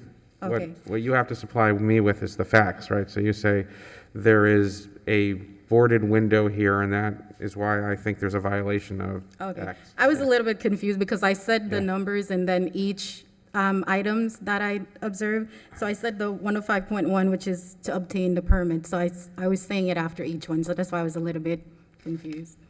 Okay, so the 105.1 is the failure to secure the boarding permit for the windows. The windows are boarded. It requires a boarding certificate. Okay. 103E is for the repair of the windows. There are broken windows, and you can see in the pictures where the front door needs to be secured. 18103B is for the wall repair, and that's in the pictures as well. There's rotten wood on the property, is that it? Yes. So rotten wood and foundation repair, exterior wall repair. Okay. 18103J For the exterior paint, Yeah, it needs to be painted, I guess is right. 18106A for the clean and sanitary, and that's for all the trash and debris that's in the swale and on the property as well. 18214A, that's to paint the boards the same color of the structure once they obtain the boarding certificate. Oh, those are the boards on the windows? Yes. Okay. 18265, that's the boarding certificate. They need a boarding certificate in order to board the windows. 94442C1, that's for the landscaping. It's just weeds, like there's no grass there. And then for 94442E, that's for the landscaping of the swale/parkway. It's missing the sod. And the bare areas where on the property are you observing those? Well, Mo, can you? Can you please describe what we're looking at in the photo to describe where you're seeing the bare So areas? it's, when you observe it, it's just like the weeds growing in the sparse area, like it doesn't have any grass there, it's just. The front, the sides, where are you describing? The front and the sides. And are we looking at photos right right there, now of yes. the bare areas that you're observing in the front and the Correct. side? Yes. Thank you. And in the swale as well, it's the same. Thank you. So my recollection is you're seeking a bifurcated order here, so you want 10 days for part of it and 60 days for the other part? Correct. The 10 days, which code sections did you want to do 10 days? 18106A, the clean and sanitary, 18214A, to paint the boards the same color as the structure, and 18265, the boarding certificate. And the landscaping and the other repairs, you want to give 60 days? Correct. Or 150. Is there anyone, there's nobody living here, right? No, it's vacant. And the property is secure to best of your knowledge? There isn't vagrants? It's not. It's not secure, huh? And you'll see in a couple of the pictures, it has like broken windows, and the rear structure, the door seemed like it was pried open, so it's not secured. You're not seeking an abatement to secure the property?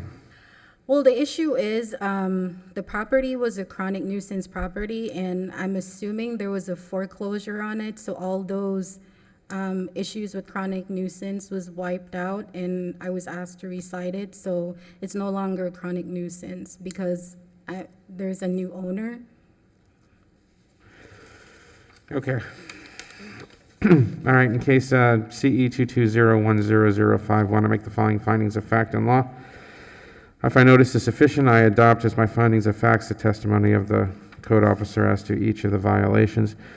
Hereby find a violation exists as to 105.1, 18103E, 18103B, 18103J, 18106A, 18214A, 18265A, 94442C1, and 94442E.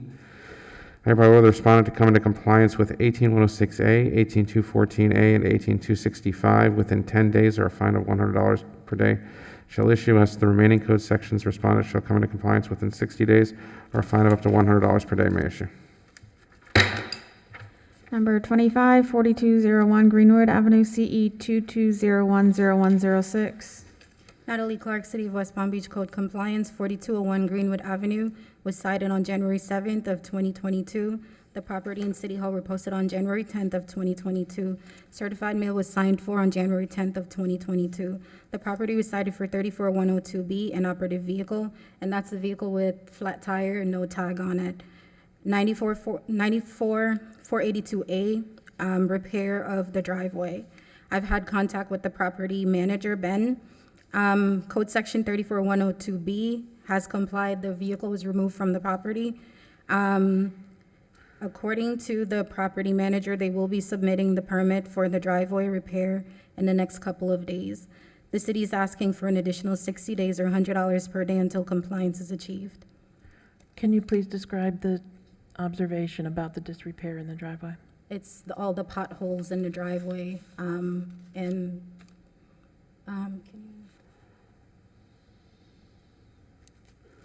so as you can see in the the photos. There are like deep potholes in that driveway.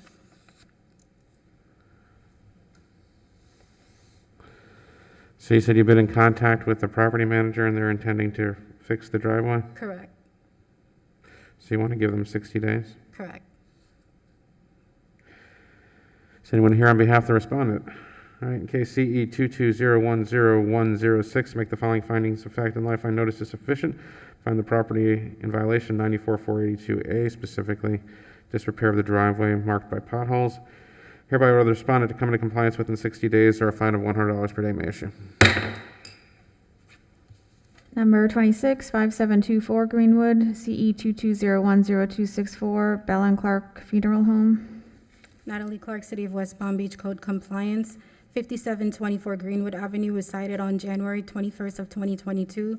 The property and City Hall were posted on January 27th of 2022, and certified mail was sent on January 26th of 2022. The certified mail wasn't delivered. It says attempted. I'm not sure what exactly that means, but I've had contact with the property manager, Becky, and the business tax application was submitted to the license and permitting department. The city is asking for an additional 30 days or $200 per day until compliance is achieved, as there is a COU attached to that business tax receipt. And the photo is also attached that shows the business being advertised as it's an extension of a funeral home. So I did post the property, and I also posted the owner's property, which is next door.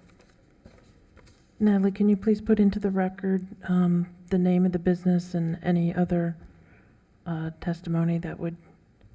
The name of the business, it's Bell and Clark.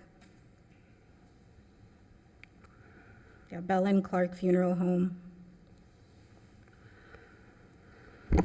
Is it your testimony that they require a business tax receipt to operate a centralized embalming facility at 5724 Greenwood Ave? Correct.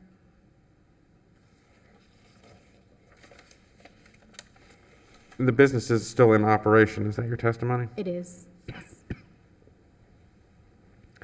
And you said you spoke with them and they're going to obtain the license or trying to? I've spoken to the actual property manager, Becky.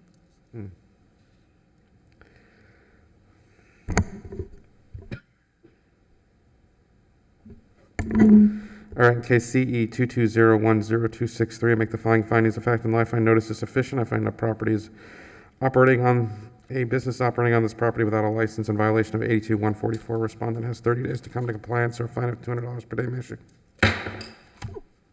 Number 27, 1307 11th Street, CE 211100183.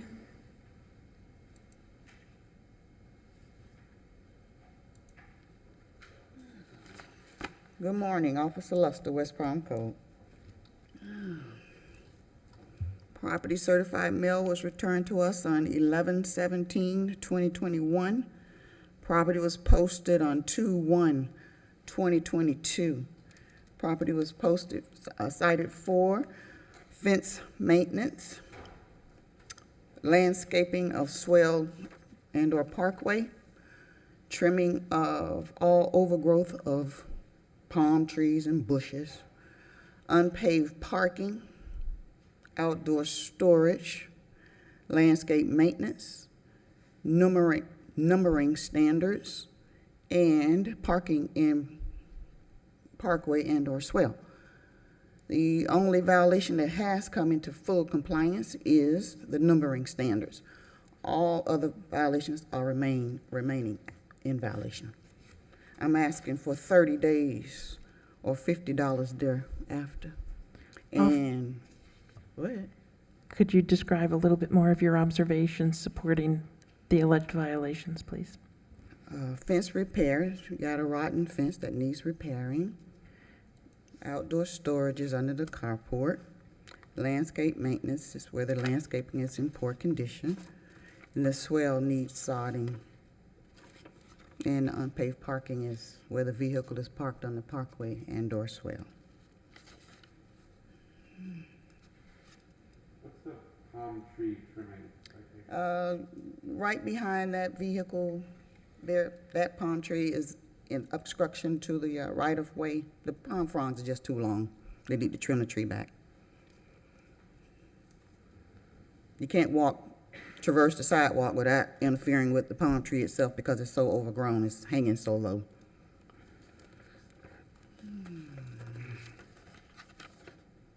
And the landscaping, is it just not maintained? Yes, sir. They're not maintaining the landscaping in the front yard or the bushes around the property and/or easement. And they need to actually sod the swale itself. It's gonna be hard to do that unless they move that car, huh? Yeah, that's a real good suggestion on that one. Mhm. You didn't They- cite them for parking on an unpaved? Yes, sir. Unpaved parking is also. Oh, yeah, okay. Notice was by certified mail, regular mail and posting? Yes, sir. 11/17/2021 and posting on 2/1/2022. 30 days or $50 per day after. All right. Anyone here on behalf of the respondent? All right, in case CE 211100183. Make the following findings of fact and law. I find notice is sufficient. I adopt as my factual findings the testimony of Officer Luster as to 94302A4 and 94442E, 94462B5, 9445A, 9471C, and 18106K, and 86226F on the property in violation of all those code sections. Respondent has 30 days to come into compliance or a fine of $50 per day may issue. Thank you. Number 28, 1328 Palm Beach Lakes Boulevard, CE 211201114. Officer Luster, West Palm Code. Cert mail was received on 12/11/2021. Property was posted on 2/1/2022. The property was violated for safe egress. The shutter on the front window is actually an interior window, and it was cited for lighting standards because of the shutter being closed on an interior window.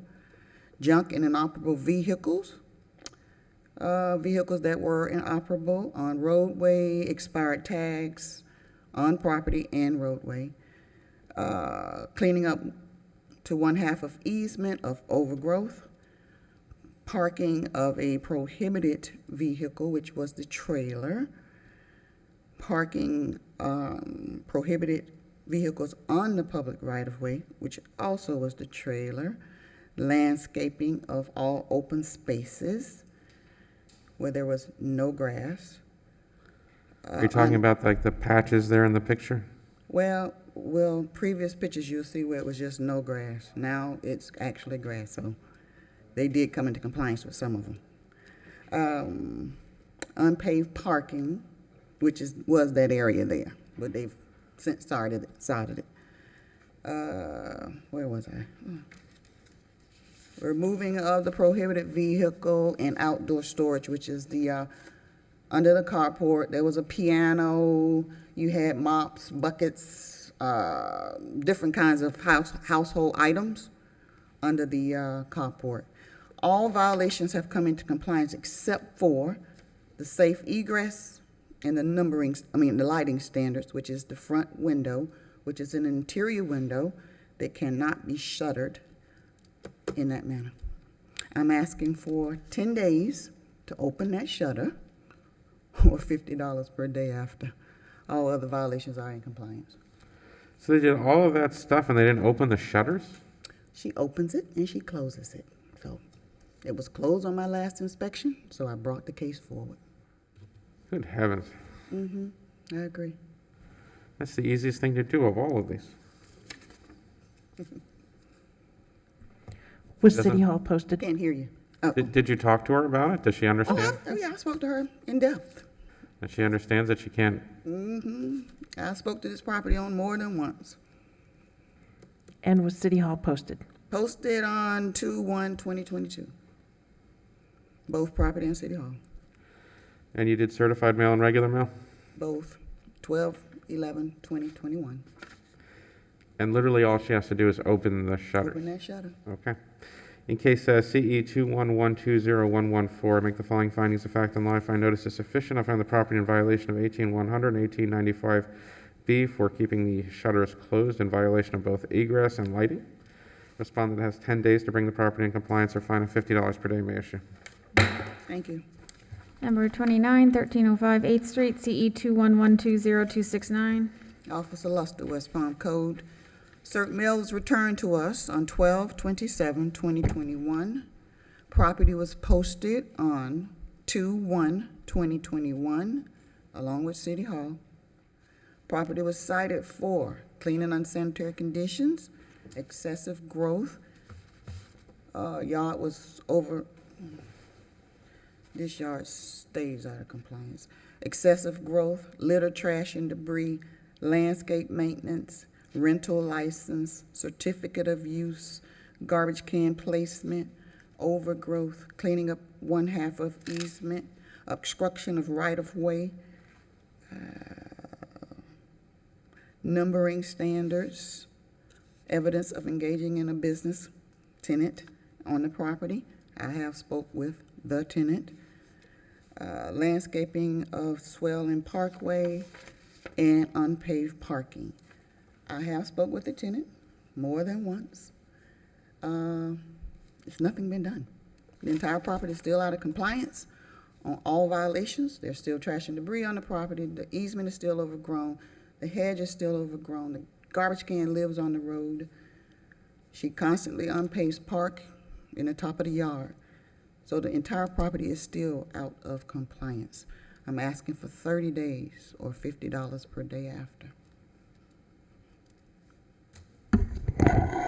Have you spoke to the owner or just the tenant? Just the tenant. I have had no contact with owner, just tenant. You said you sent certified mail that was returned. Did you also send regular mail? Yes, sir. It's sent both ways. And no contact from the owner? No, sir. All right, clean and sanitary, I see. Excessive growth, that's the, okay, I see that. There's litter and trash on the property. Oh, yeah. Keep looking. Landscaping seems to have holes and patches. There's a renter on the property without a rental license. Yes, sir. The garbage can is visible from the street. Well, it lives on the street. It's on the street. All right, I can see the overgrowth. Clean up the center, is that the right-of-way? Yes, sir. And there's trash and debris there? Yes, sir. The trees and hedges I can see. Come on, I can't hear Is you. there no number on the building? It's on it, but it's so distorted that you really can't see it from the roadway. It's So not I'm asking- legible. Yeah, I have to get actually on top of it in order to see it. The businesses, that's the rental license issue? I didn't hear that. The engaging in a business, is that the Yes, rental? sir. It's Yeah, the okay. rental license. All right, landscaped areas, I can see the patches there. I can see the swell. And it's your testimony that they're parking on the grass areas? Yes, sir. All right. And you said you wanted to give them 30 days or $50 per day? Yes, sir. All right, in case CE 21120-269, I make the following findings of fact and law. I find notice is sufficient. I find the property in violation of the listed code sections and adopt as my finding of facts the testimony of Officer Luster. I hereby find that the property is in violation or the respondent to come into compliance to all the code sections within 30 days or a fine of up to $50 per day may issue. Thank you. Number 30, 905 9th Street, CE 21120-275. Officer Luster, West Palm Code. Cert mail was signed for on 1/3/2022. The owner actually came into City Hall. He is an out-of-state owner and actually signed the affidavit. So the property was not posted. The owner signed the affidavit on 1/24/2022. So it was basically hand-delivered. The property was cited for garbage, litter, and refuge, overgrowth, trees obstructing and hedges obstructing right-of-way, cleaning up of easement, clean and sanitary condition, and graffiti. He's out of state. He's asking for 40 days to come into compliance, which I'm not in agreements to, which I told him. I'm asking for 30 days or $150 per day after. This property is severely filled with garbage, litter, and refuge. Stays out of compliance for us. The overgrowth, the rear of the property needs to, it's in poor condition in regards to sanitary. So I'm asking for the 30 days or the $150 per day. Officer Lester, can you just clarify your testimony? What affidavit did the property owner sign when he He came into signed City the Hall? affidavit of posting. Just acknowledging that he received then the notice? Yes, sir. Oh. I mean, yes, ma'am, I'm sorry. Yes, ma'am. That's also in the file. That's a lot of garbage. Oh, yes, it is. Mm.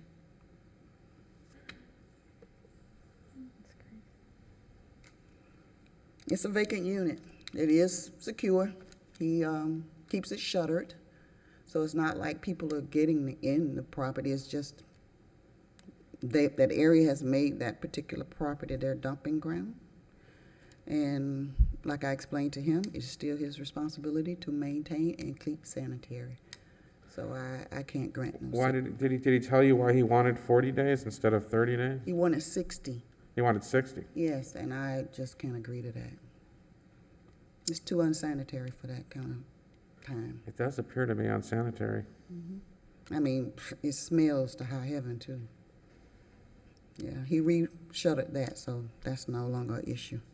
All right. The garbage and litter I can clearly see from your photographs. The grass and weeds on the property overgrown, where is that? Yeah, well, all of the greenery, see all that overgrowth inside? Over by the garbage, okay.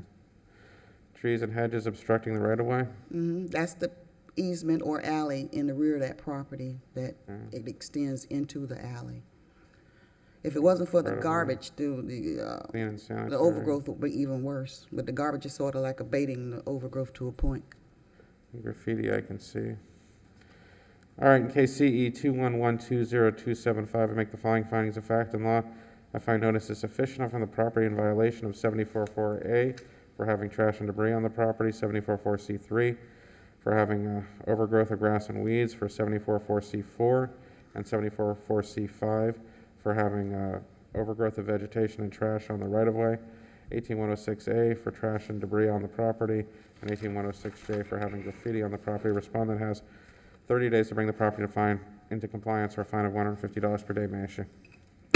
Thank you. Number 31, 112 Linehart Court, CE 2201010. Officer Williams, City of West Palm Beach Code Enforcement. This property was cited on January 3rd, 2022. Certified mail was sent January 4th, 2022. That was received on January 7th, 2022. The property as well as City Hall was posted on January 7th, 2022. I've had contact with the owner's son.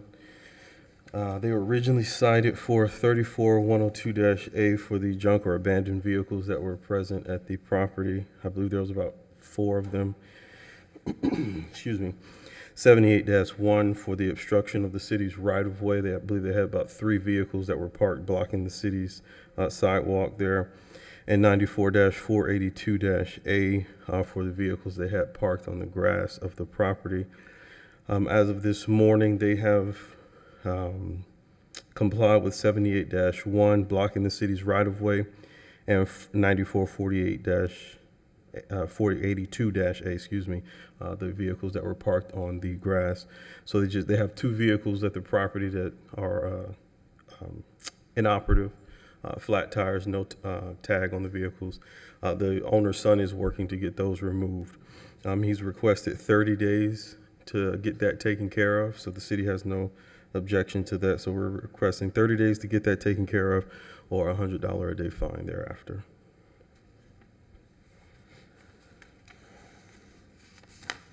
So you've been in communication with them and they've been working to bring this into compliance? Yes, so the owner's son, the owner is an elderly woman. Her son lives with her, so he's the one that's been taking care of everything. That's a lot of cars. Yeah. All right, in case CE 2201010, I make the following findings of law and fact. I find notice is good and sufficient. I find the property in violation of 34102A because of the existence of inoperable vehicles on the property. Respondent has 30 days to come into compliance or fine of $100 per day may issue. Number 32, 418 Gale Place, CE 220103668. Officer Williams, City of West Palm Beach Code Enforcement. This property was originally cited on January 26th, 2022. The certified mail was sent out January 27th, 2022. That was returned on February 2nd, 2022. The property, as well as City Hall, was posted on February 4th, 2022. I had no contact with the owner as of yesterday.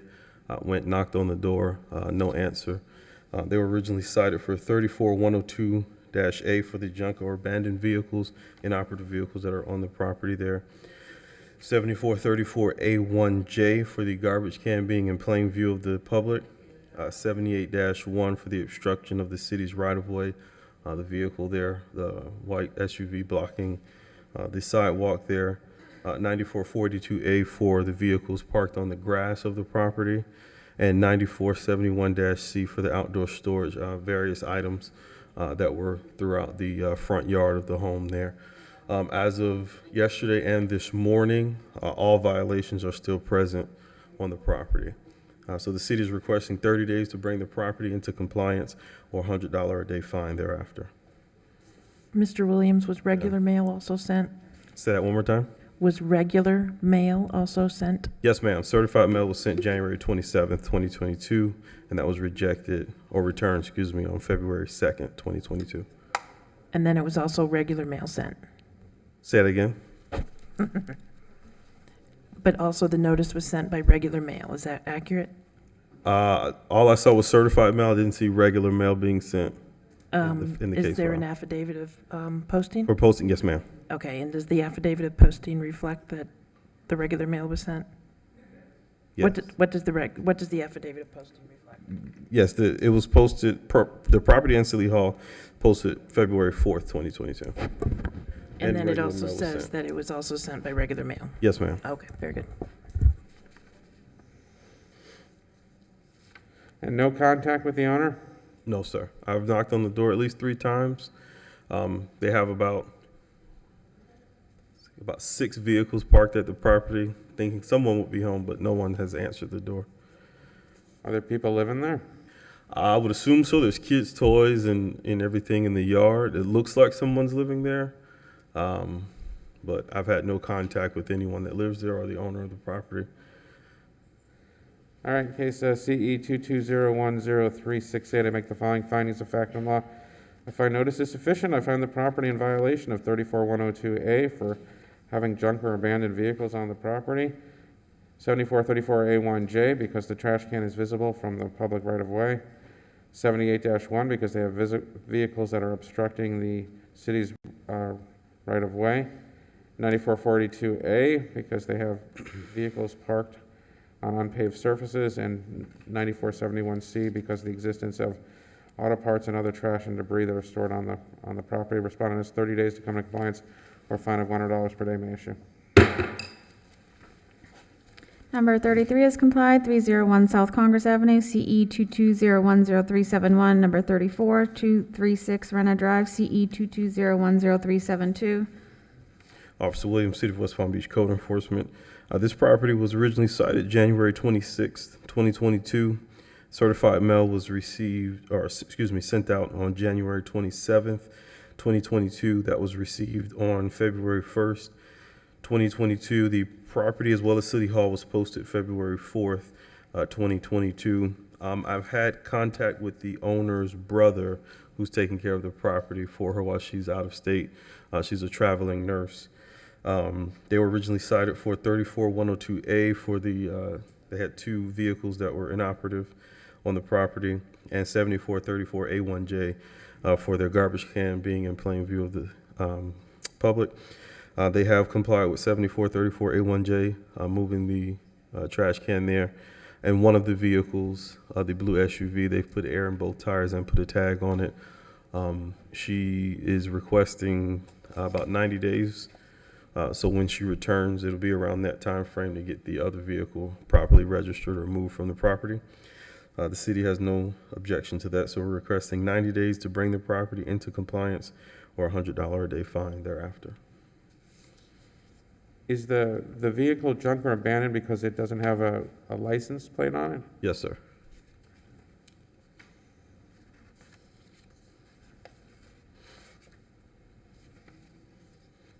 And you did say that notice was by certified mail, regular mail, and posting?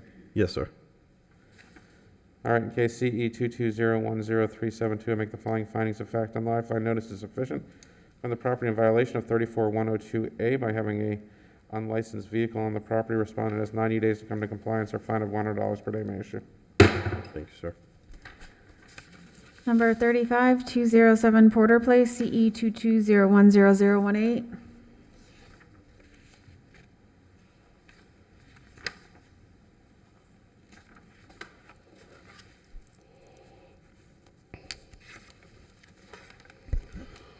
Good morning, City of West Palm Beach Code Compliance Officer Paul McFarland.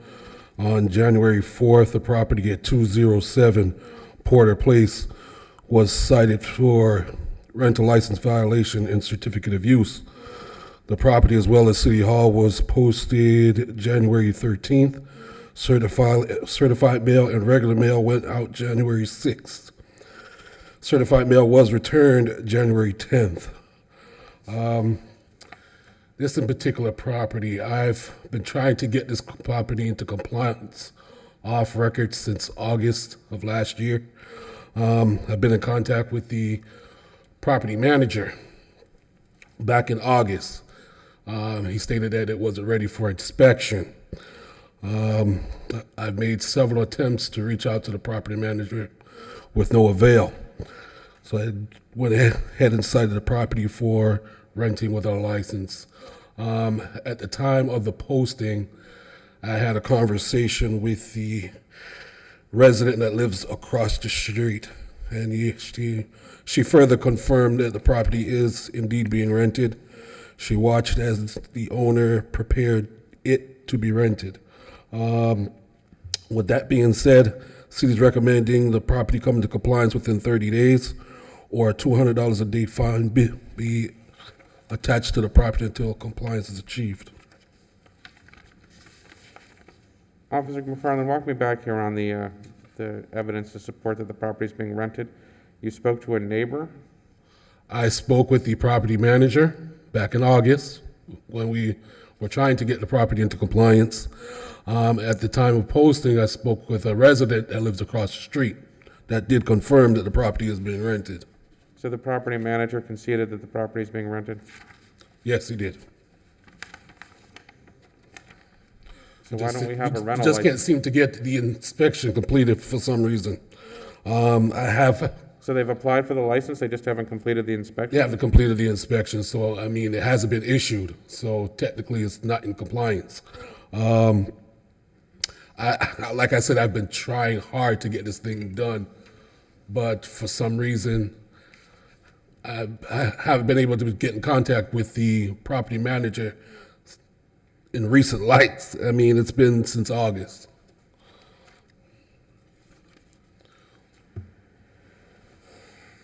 All right, so you're looking for 30 days or $200? Correct.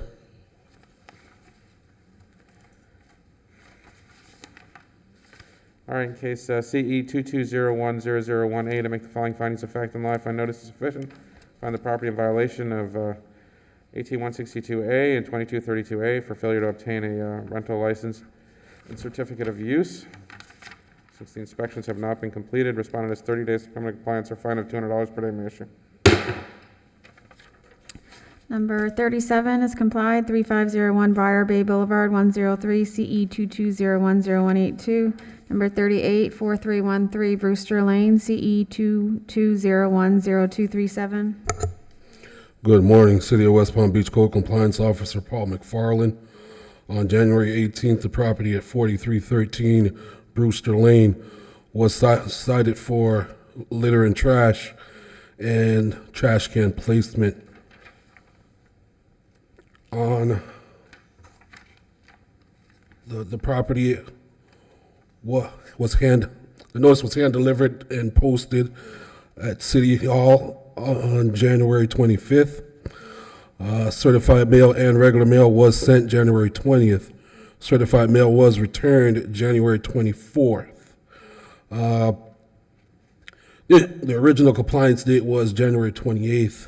The property came into compliance in February 11th, which was the past Friday.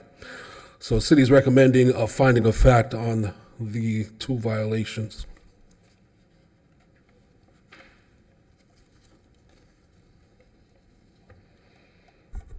So that she's moved the garbage cans and the boxes being stored out front are moved? Yeah, it's in compliance now. I mean, it's a running issue I have with this community.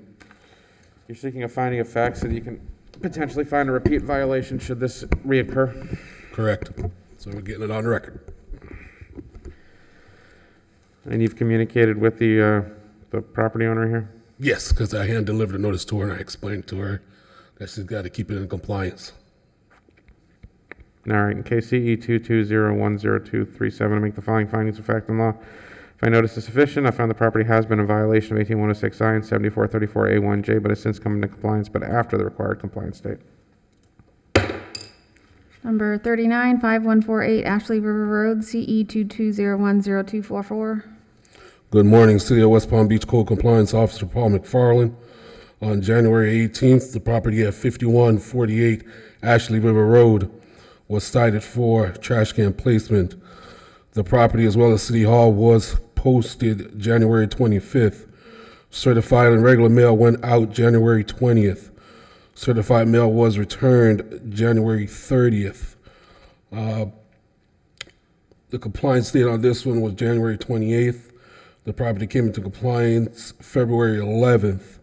I didn't have a conversation with the property owner, but it's been a recurring theme with this property. So the city's requesting a finding of fact on this one as well. Paul, can you just put into the record what your observation of what was the violation? Excuse me? What was the violation? Can you just quickly put that into the record, please? Trash can placement. She tends to put the trash can in the walkway that leads to her front door.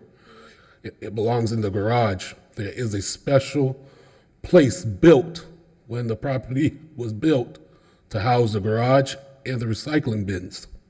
But a lot of people don't like to put it in the garage for some reason. The trash can was placed in a place that's visible by the public? Yes, sir.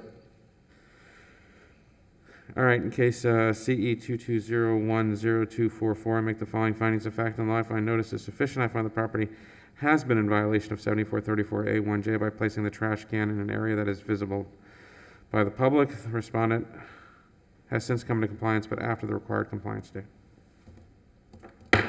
Number 40, 4304 Brewster Lane, CE 220102247. Good morning, City of West Palm Beach Code Compliance Officer Paul McFarland. On January 20th, the property at 4304 Brewster Lane was cited for a rental license violation, expired, and certificate of use, and trash can placement.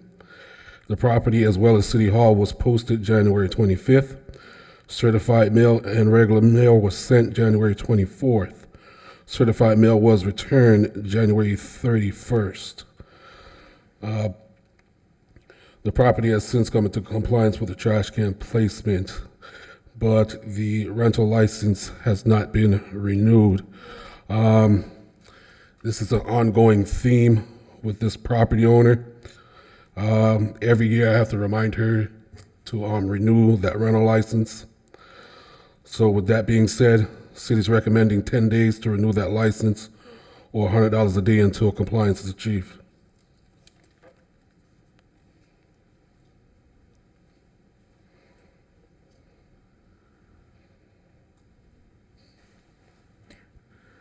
So I Paul, see the has your trash contact can. with the owner, has she denied that she's renting it or getting ready to re-rent it? It's rented. I have numerous conversations with the renters in regards to the trash can. I actually had a conversation with them last Friday. So the property is indeed being rented. Is the garbage can still, the last time you were out there, still in public view? I would like to ask for a finding effect on that trash can because it's a recurring theme with her as well. Okay. She doesn't remove it until I knock on the door and say something. I feel like you've been the trash can enforcement man this month, huh? Hey, this is what the neighborhood wants. That's what I'm here for. All right, in case CE 220102447, I make the following findings of fact and law. I find notice is sufficient from the property in violation of 18162A and 2232A. Respondent has 30 days to bring those into compliance or fine of, did you say $200 per month, per day? Officer McFarland, you were seeking 200 for the rental? Thank you, sir. You said 10 days or $100. It's a renewal, so it's 10 days or I'm sorry. $100 a day. 10 days or 10 days or $100 a day. $100 per day? Yep. And in case of 7434A1J, I find the property has been in violation and did not come into compliance by the required time. Correct. Number 41, 4315 Brewster Lane, CE 220103552. On January 18th, the property at 4315 Brewster Lane was cited for trash can placement. The property, as well as City Hall, was posted January 28th. Certified mail and regular mail went out January 26th. Certified mail was returned January 28th. The property was due to come into compliance on February 4th. The property came into compliance on February 11th. With that being said, city is recommending a finding of fact on this one as well.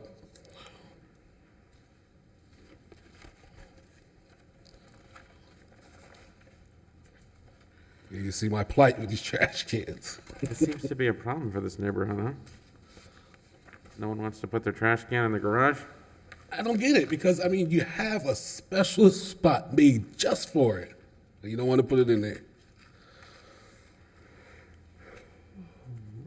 All right, in case CE 220103552, make the following findings of fact and law. If I notice is sufficient, I find the property has been in violation of 7434A1J, but has since come into compliance, but after the required compliance date. Thank you.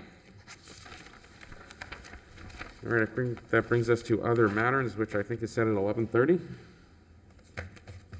Is it? Yeah, all right. So we're going to adjourn till 11:30.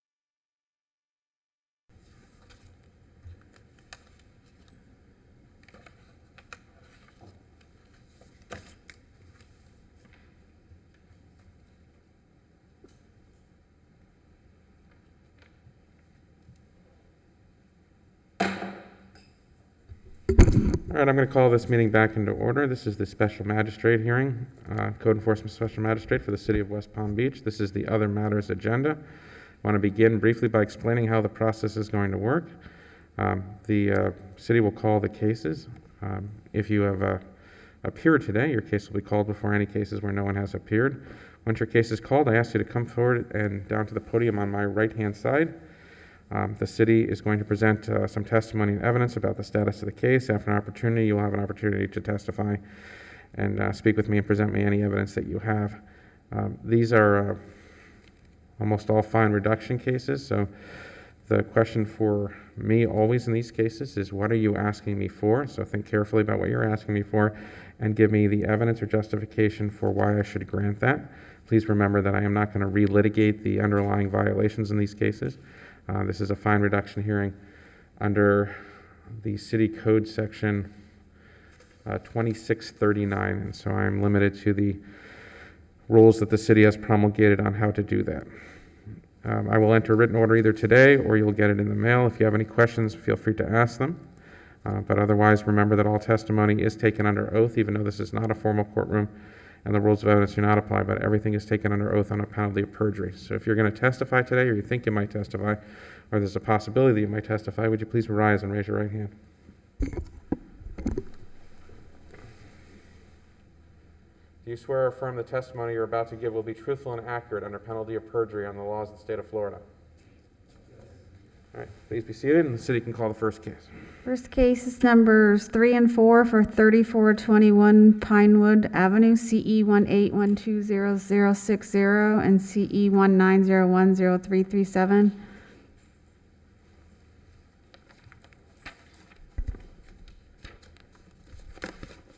Cassandra St. Hilaire, Code Enforcement with the City of West Palm Beach. Case CE 181200060 was cited January 22nd, 2019 for failure to secure building permits and the required inspections. The property was taken to hearing on February 20th, 2019. The magistrate gave the property 30 days or $250 per day until compliance was achieved. The property was out of compliance for 475 days, resulting in a lien amount of $118,750. This is a new applicant, new owner, so the city is seeking 15%. Case CE 1901037 was cited January 17, 2019 for landscape maintenance, failure to secure building permit, and fence and wall maintenance. The property was taken to hearing on February 20th, 2019 as well, and was ordered 15 days or $100 a day to comply. The property was out of compliance for 18 days, resulting in a lien amount of $1,800. For this case, the city isn't seeking a reduction. I'm sorry, what was the city? Okay. Ma'am, can you tell me your name, please? Yes, good morning. It's Shala Ashfaq. I'm sorry, one more time and into the microphone. Shala Ashfaq. Can you spell that for me? SHALLA, last name ASHFAQ. All right, Ms. Ashfaq? Yes. So why don't you tell me what you're asking me for and why I should grant it to you? Sir, we bought this property, and after buying it... Ma'am, can you speak and to bring the mic closer to your mouth so I can hear you a little bit better? Thanks. Yes, we bought this property, and after buying it, we had spent approximately $75,000 to $80,000 on it. It was a bit of a long process because we had a few problems. And then it got delayed because of a little bit of financial issues, but eventually we did apply and secure permits for the roof, for a brand new roof, stucco, plumbing, electrical, windows, and the ACs and everything. And we thought that we had already complied it, not realizing that once we did comply one issue, there was another issue that came up, but we were not working on the property at that time, and the accumulation just happened, not realizing, and as soon as we found out, we put a stop to it, but we still hadn't finished the work. That's why it took so much time. And now, thank God, everything is finished, and We're just ready to sell the property. So what are you asking me for, ma'am? $3,000, please. So the city has offered to reduce it from, I guess, 118,750 to 15%, which is, did you do the math? 15% is $17,812.50, and no reduction on CE 190103337.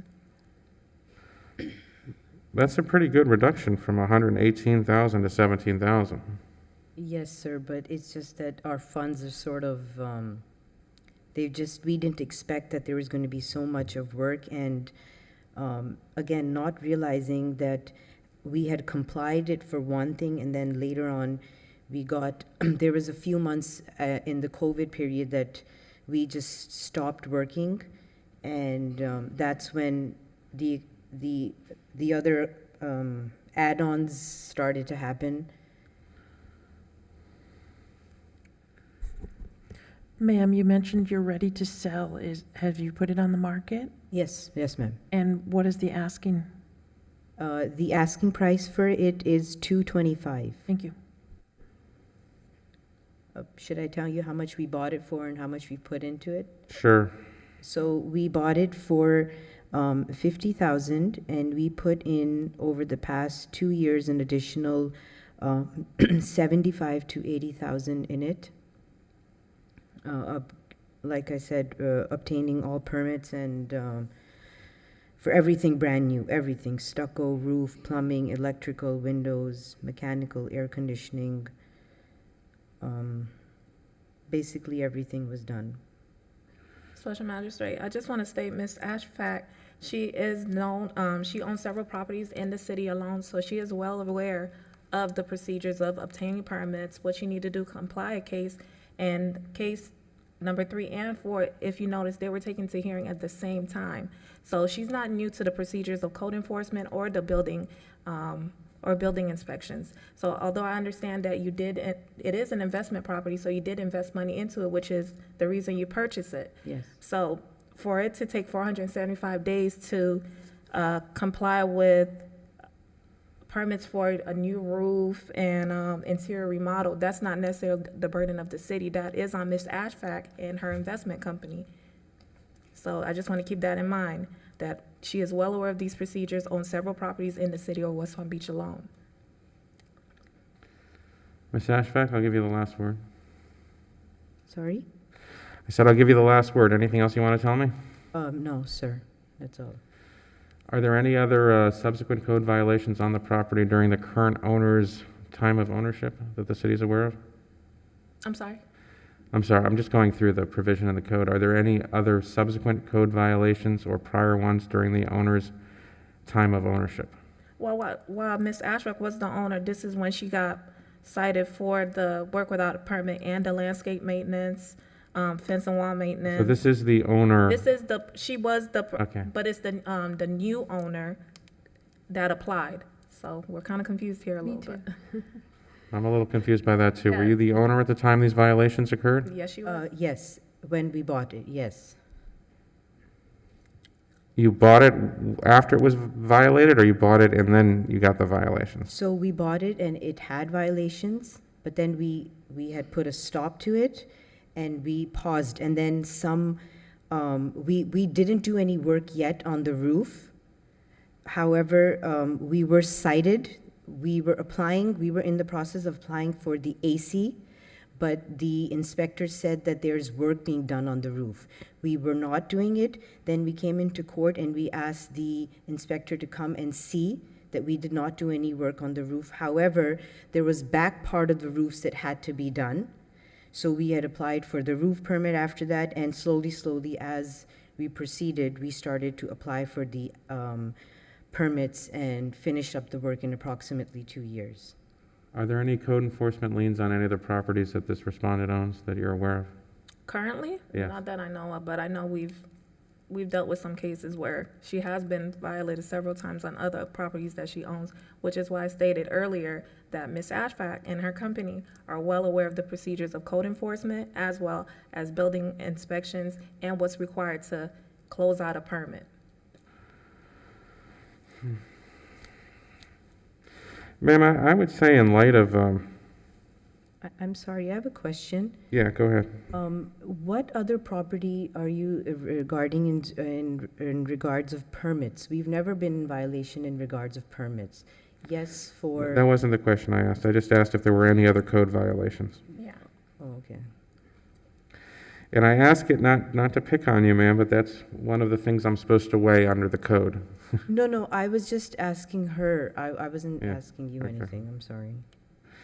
All right, ma'am, in light of the circumstances, I think the city's offer is actually pretty generous. But what I'll do, just to clear things a little straighter here, I'll reduce it to $15,000 payable within payable within 90 days. And on the second case, 10337, I'm not going to reduce that one. Thank you for coming in, ma'am. You said 15,000? Yeah, 15,000. Thank Special you. magistrate, the second one is also 90 days? Yeah, well, I'm not touching that one, so it doesn't matter. So that I have to pay right away, or I get 90 days for that? You have 90 days to pay it, otherwise it returns to the original amount. Both of them, correct? The second one I didn't touch, so that one it can't return to anything. It's just $1,800, so Okay, thank you. thank you for coming in, ma'am. Thank you. It's case number 6, 820 29th Street, CE 210300016. Number 6, 820 29th Street.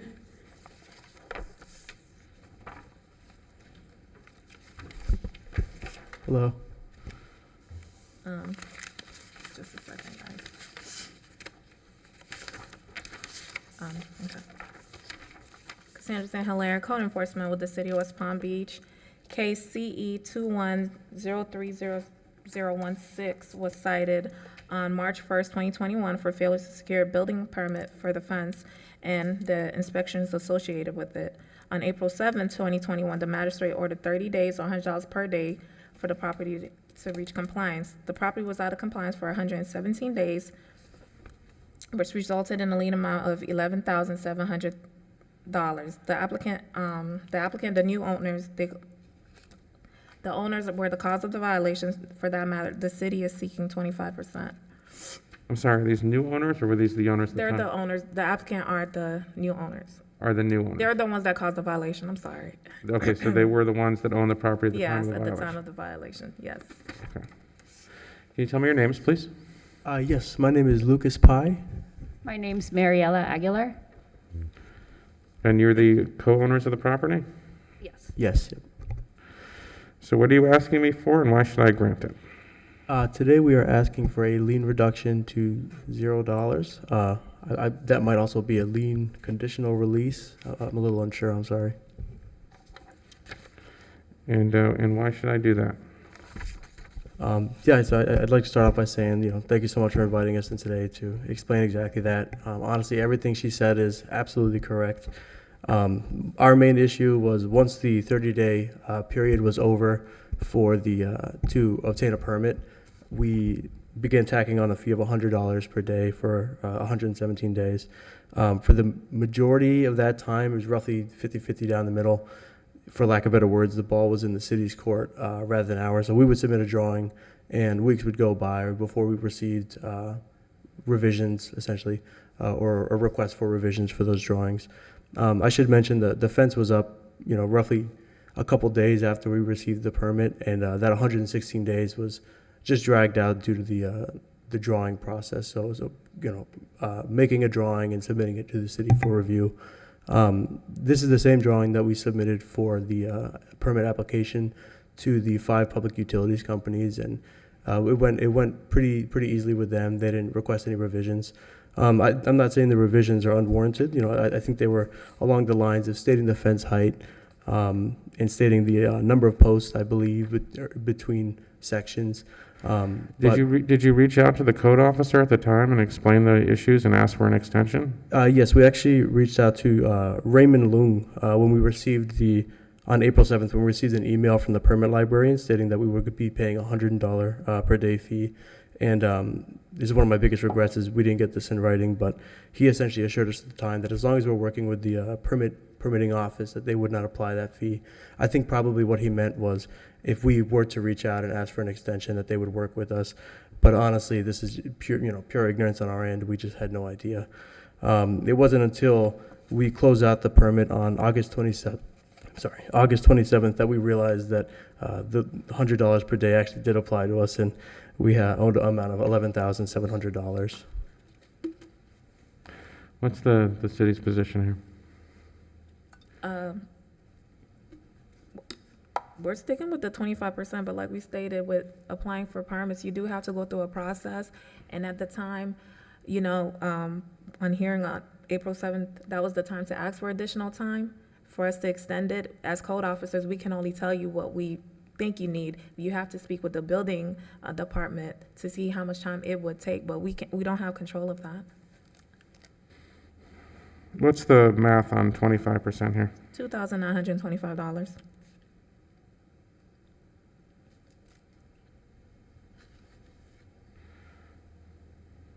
$2,927, is that it? 25. 25? Yeah. So the city's offered to reduce it from 11,700 to 2,925. Does that seem unreasonable? My instinct is to agree with you and say no, but if I'm being completely honest, I do think it is unreasonable. We only paid $1,700 for the fence. Not securing a permit right away, that was, again, purely ignorance. This is our first house. We were very excited to put a fence up as one of our very first projects. And needless to say, this is not the start to our homeowning journey that we envisioned. The $2,500. Just real quick, any other violations with these homeowners? No. Any other properties in the city with violations? No, sir. Nothing since they put the fence up? No. All right, I'll reduce it to $1,000 payable in 90 days. Okay, thank you so much. Thank you. Here's a copy of the order. Instructions to pay are on the bottom. You're welcome. Next case number 73804 Greenwood Avenue, CE 200800028.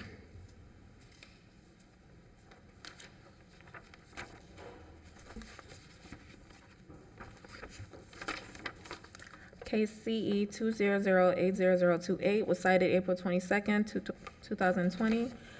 Property was cited for failure to register as a vacant property on sign requirements. On September 16, 2020, Special Magistrate ordered 10 days or $25 a day until compliance was achieved. The property was out of compliance for 14 days.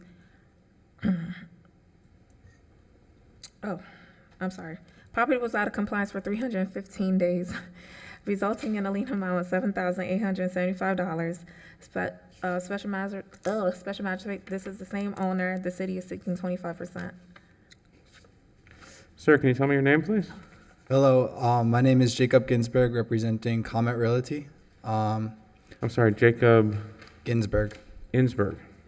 Yes. Mr. Insberg, what is your relation to Comet Realty? I am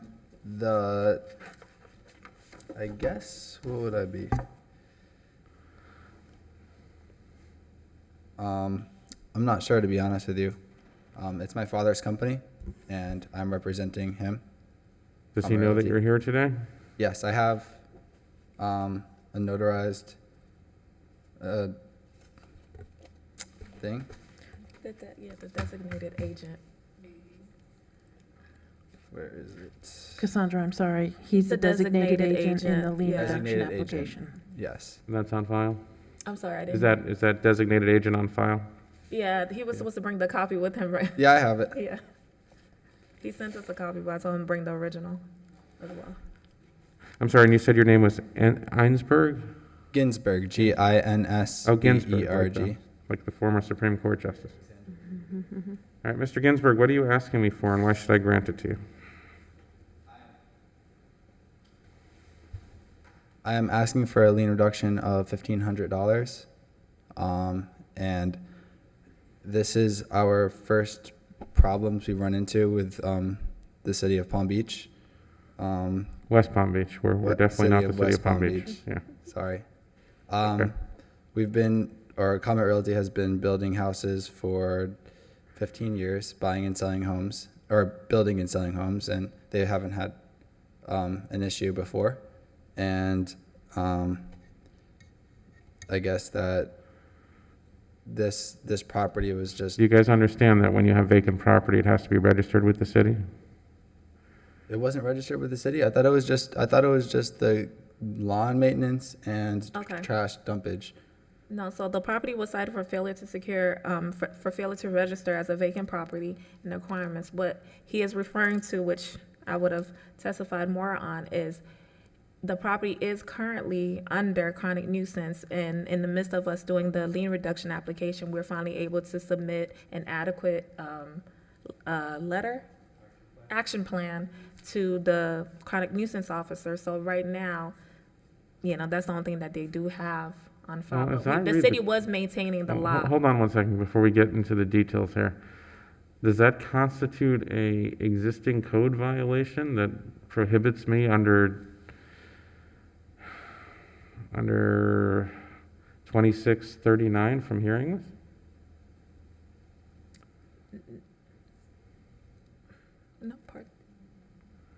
No, it does not. On 2639, the lien reduction states as long as they have a proper action plan that was accepted, we can move forward with a lien reduction process. I can't remember the exact letter to a T, but on the application, it does state that, and it does state it on the Muni Code. 2639 sub A sub 5, any property owned by the applicant or managing member of the applicant in the city with an open chronic nuisance case must have an approved action plan in place in accordance with 54403. Fair enough. So there is an approved action plan in place. Yes, there's one. All right, so that issue that's done. Okay. So is that action plan related to this particular property? Yes, it is. It was for basically keeping up with the maintenance of the property. Our officer going out there just to ensure that the property is actually being maintained, which the property was built for, which he had to actually submit payment for prior to us even being able to process his application. But as stated, that he recently got into compliance, I want to say maybe a month ago. So, Mr. Ginsburg, that's not a great record, that your property had to be a chronic nuisance administered by the city. For that long period of time, yes. I just got involved with this property, so as Cassandra knows, I've been taking the proper steps to getting it within compliance. But it is a vacant lot, and we put the trespassing signs up so there won't be any more dumpage, or if there is, the sheriffs will be able to do something about it. And yeah, from going on forward, there won't be any more issues with this property. All right, what did the city recommend here? 25% of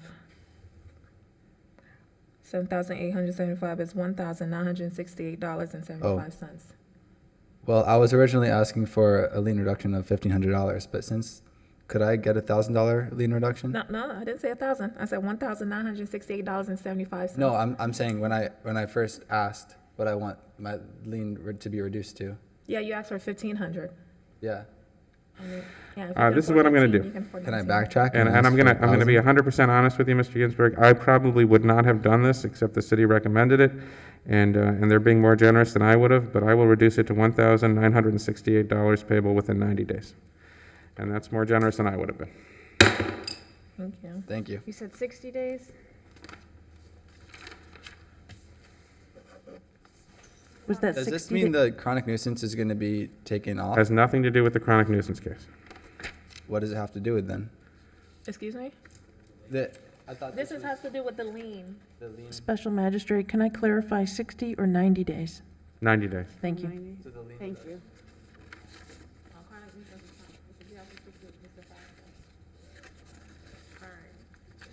No problem. Have a good one.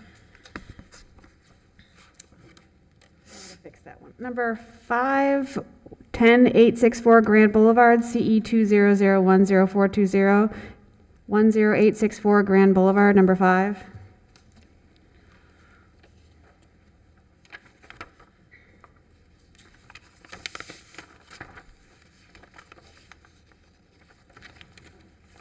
Case CE 200104220 was cited on January 23rd, 2020 for pest extermination, repairing roof walls, interior repair, plumbing fixture, and cleaning sanitary. The property was taken to hearing on March 4, 2020, and given 120 days, $150 a day to achieve compliance. The property was out of compliance for 434 days and resulted in a lien amount of $65,100. This is the new owner. Special magistrate, the city is seeking 15%, which is $9,765. How much? 9,000? Can you gentlemen tell me your names, please? My name is Jaime Ocampo. I would like Sorry, to... one more time, a little slower for me, please. Your names, just one more time, a little bit slower. Jaime is Jaime.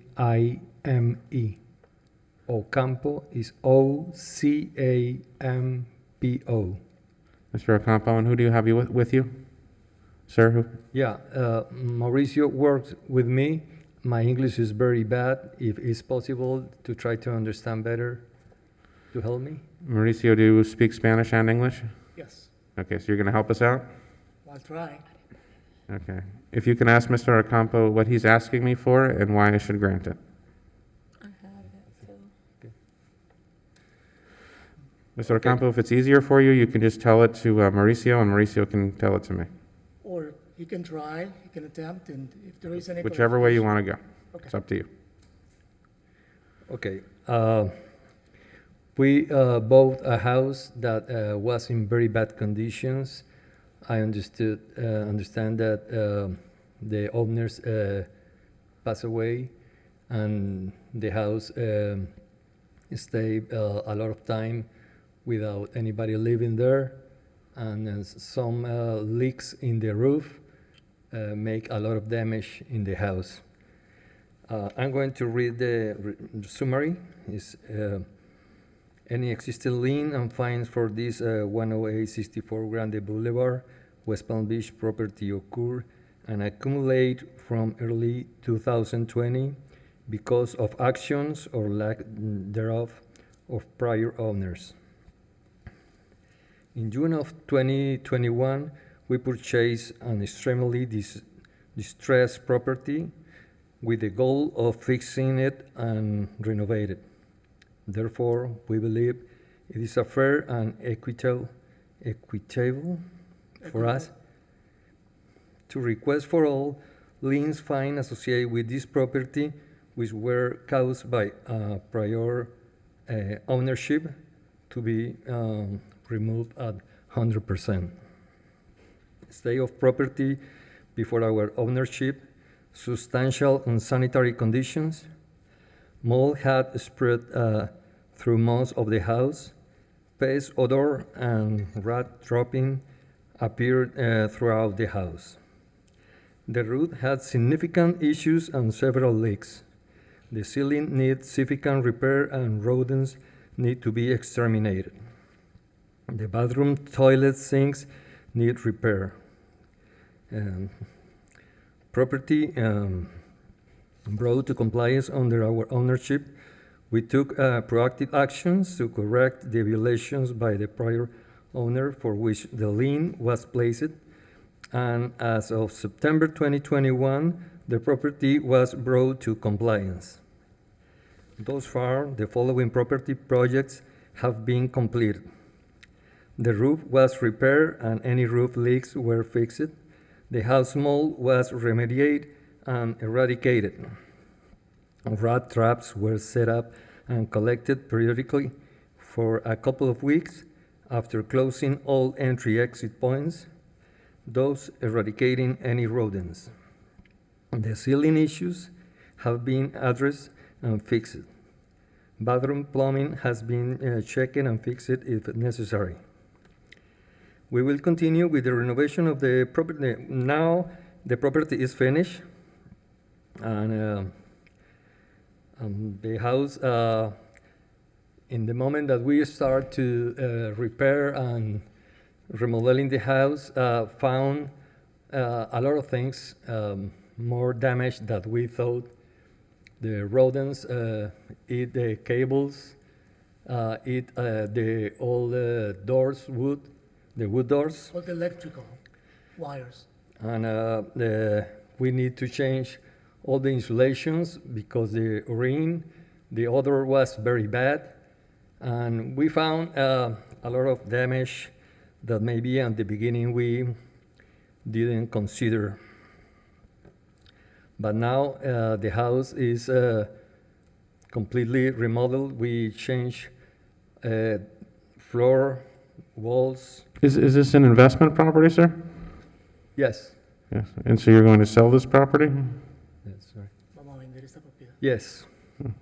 And how much are you selling this property for, sir? I am asking $540,000. We put in the market 1 week ago. We haven't received any proposal yet. And if you don't mind me asking, how much did you purchase the property for, sir? $130,000. And how much money did you put in repairing this, all those repairs you were talking about?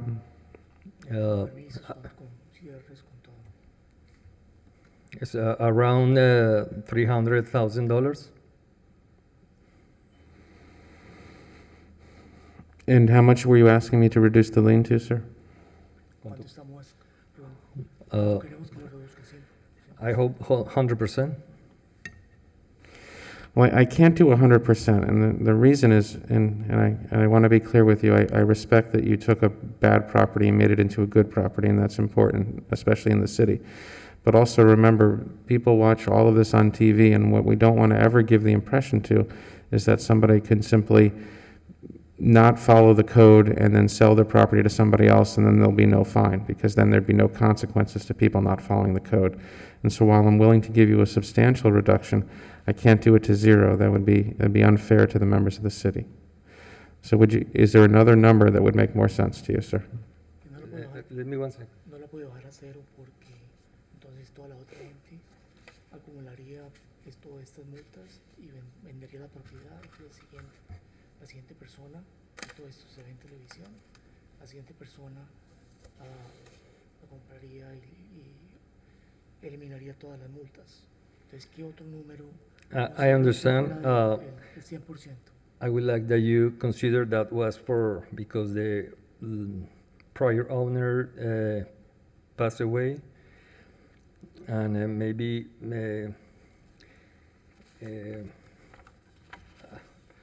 I don't know how to understand, but the city has 80% is fine. I don't know about this. This is the first time that I do this, but anything that you can help me is going to help. I'm sorry, how much did you say, sir? 80%. I think the city already offered to do more, right? The city was 15 or 25? 15. The city already offered to reduce it to 15%, which is, No, I'm sorry. We said 80% reduction. I still think the city's offer comes out better. What was the city offer? So, sir, the city is offering to reduce it by reduce it by 85%. Okay. And 85. La ciudad ya estaba diciendo 85. Okay, excellent. All right, so since we're all in agreement here, I'm going to reduce it from $65,100 to $9,765. How much time do you need, sir? ¿Cuánto tiempo necesita para pagar $9,700? This week is fine. 30 We'll days. say 60 days. Yeah. All right, if it's not paid off within the 60 days, it does return to the original amount. Si no se paga en los 60 días, vuelve a la cantidad original de Okay, 65. I understand. Thank you very much. Okay, Copy thank you, of the sir. order. can I reconfirm that amount? Is that 9765? Yeah, 9765, right? Thank you. I didn't do the math. That was the right math, right? Yeah. Yeah, okay. Case number 1 and 2 for 732 43rd Street, CE 1005069 and CE 1601041.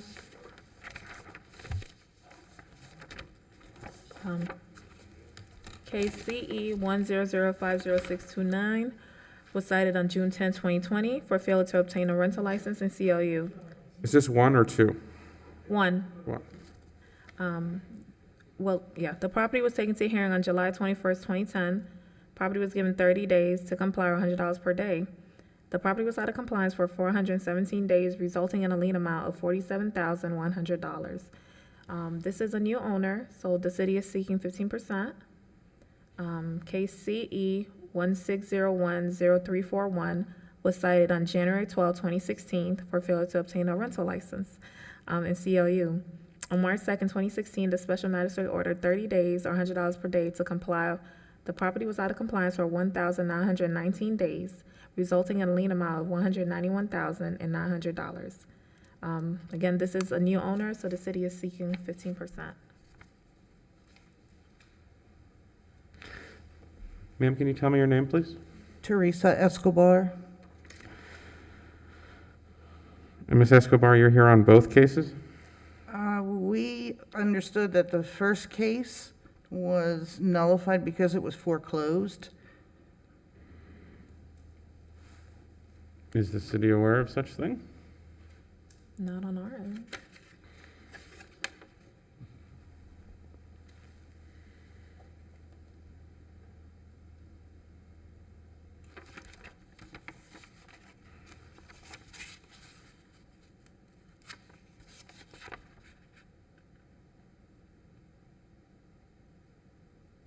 It's going to take me a minute to get in. Erica, I don't know if you're in or not. Okay. I don't see a foreclosure here on I don't see the anything Papa. about foreclosure. For Sheila. I see a warranty deed in February of 2021.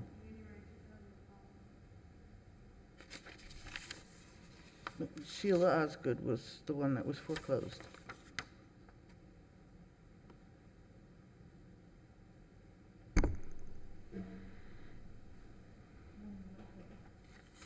Well, while they're looking at that, Ms. Escobar, are you saying that you are no longer the owner of 732 43rd Street? I represent the present owner, Grey LLC. GREIT, Great LLC? Yes, sir. Yeah. And in what capacity, ma'am? Are you an attorney, a real estate agent? I'm the authorized representative. Okay. Did you file that with the city? Yes, we did.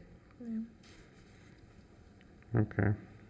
So Great LLC is the owner of 732 43rd Street? Correct.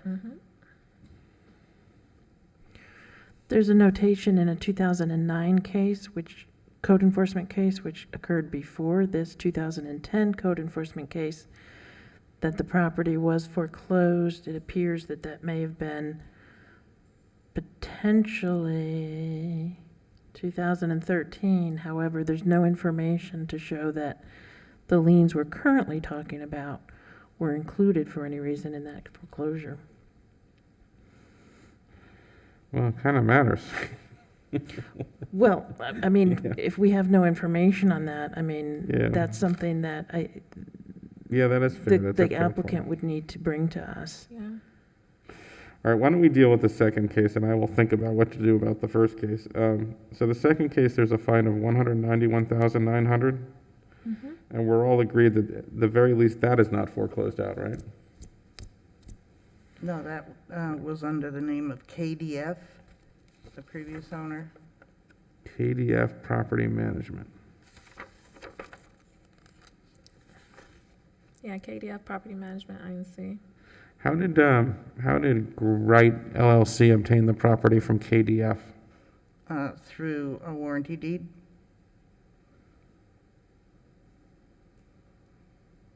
So it was a transaction, a sale of the property? Okay. So what are you asking me for here, ma'am, and why should I grant We're it? asking for a reduction to the minimum and admin fees. And why should I reduce this, ma'am? Well, we didn't get any cooperation from the previous owner, and we've been trying since then to get this resolved.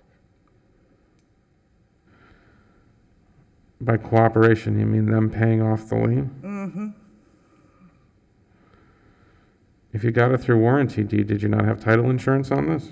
Was this not disclosed? According to my manager, no. I'm sorry, ma'am? I'm sorry.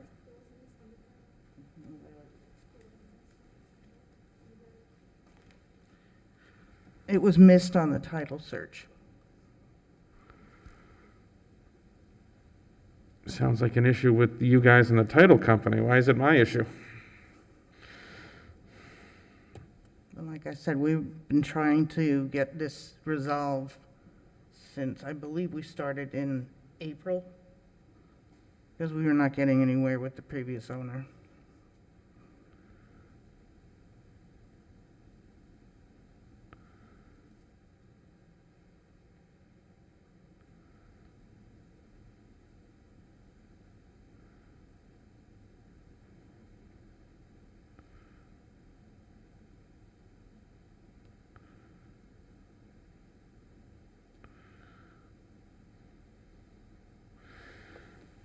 All right.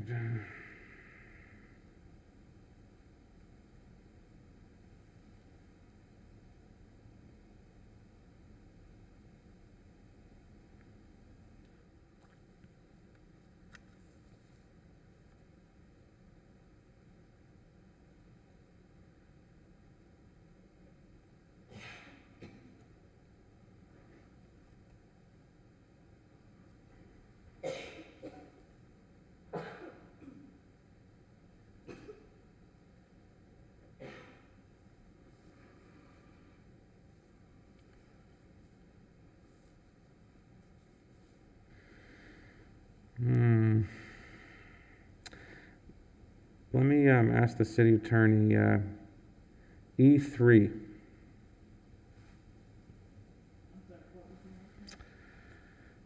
The 2639 E3.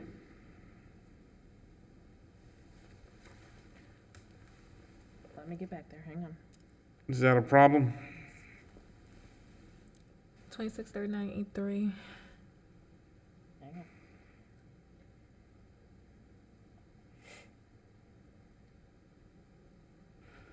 Because it sounds like what happened here was someone missed a search, and that's what title insurance is for, no?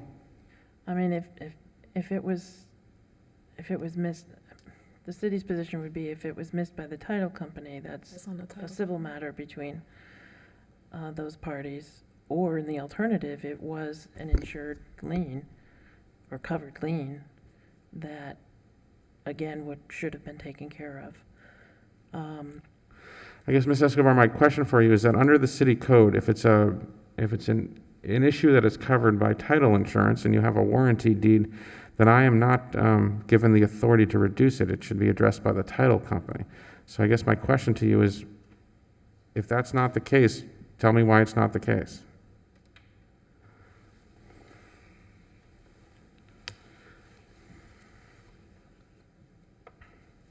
So, Your Honor, my name is Astrid Jean. I came with her. I'm sorry, ma'am, your name, please? My name is Astrid Jean. I'm her manager in Jover. Could you repeat the question, please, so I could help her answer it? Your name is Ashley? Astrid. Astrid. Astrid, and last name is Jean, Jean. Jean? Yeah, Jean. All right. Ms. Jean, under the city code, there are limitations to the authority that the city grants me to reduce fines.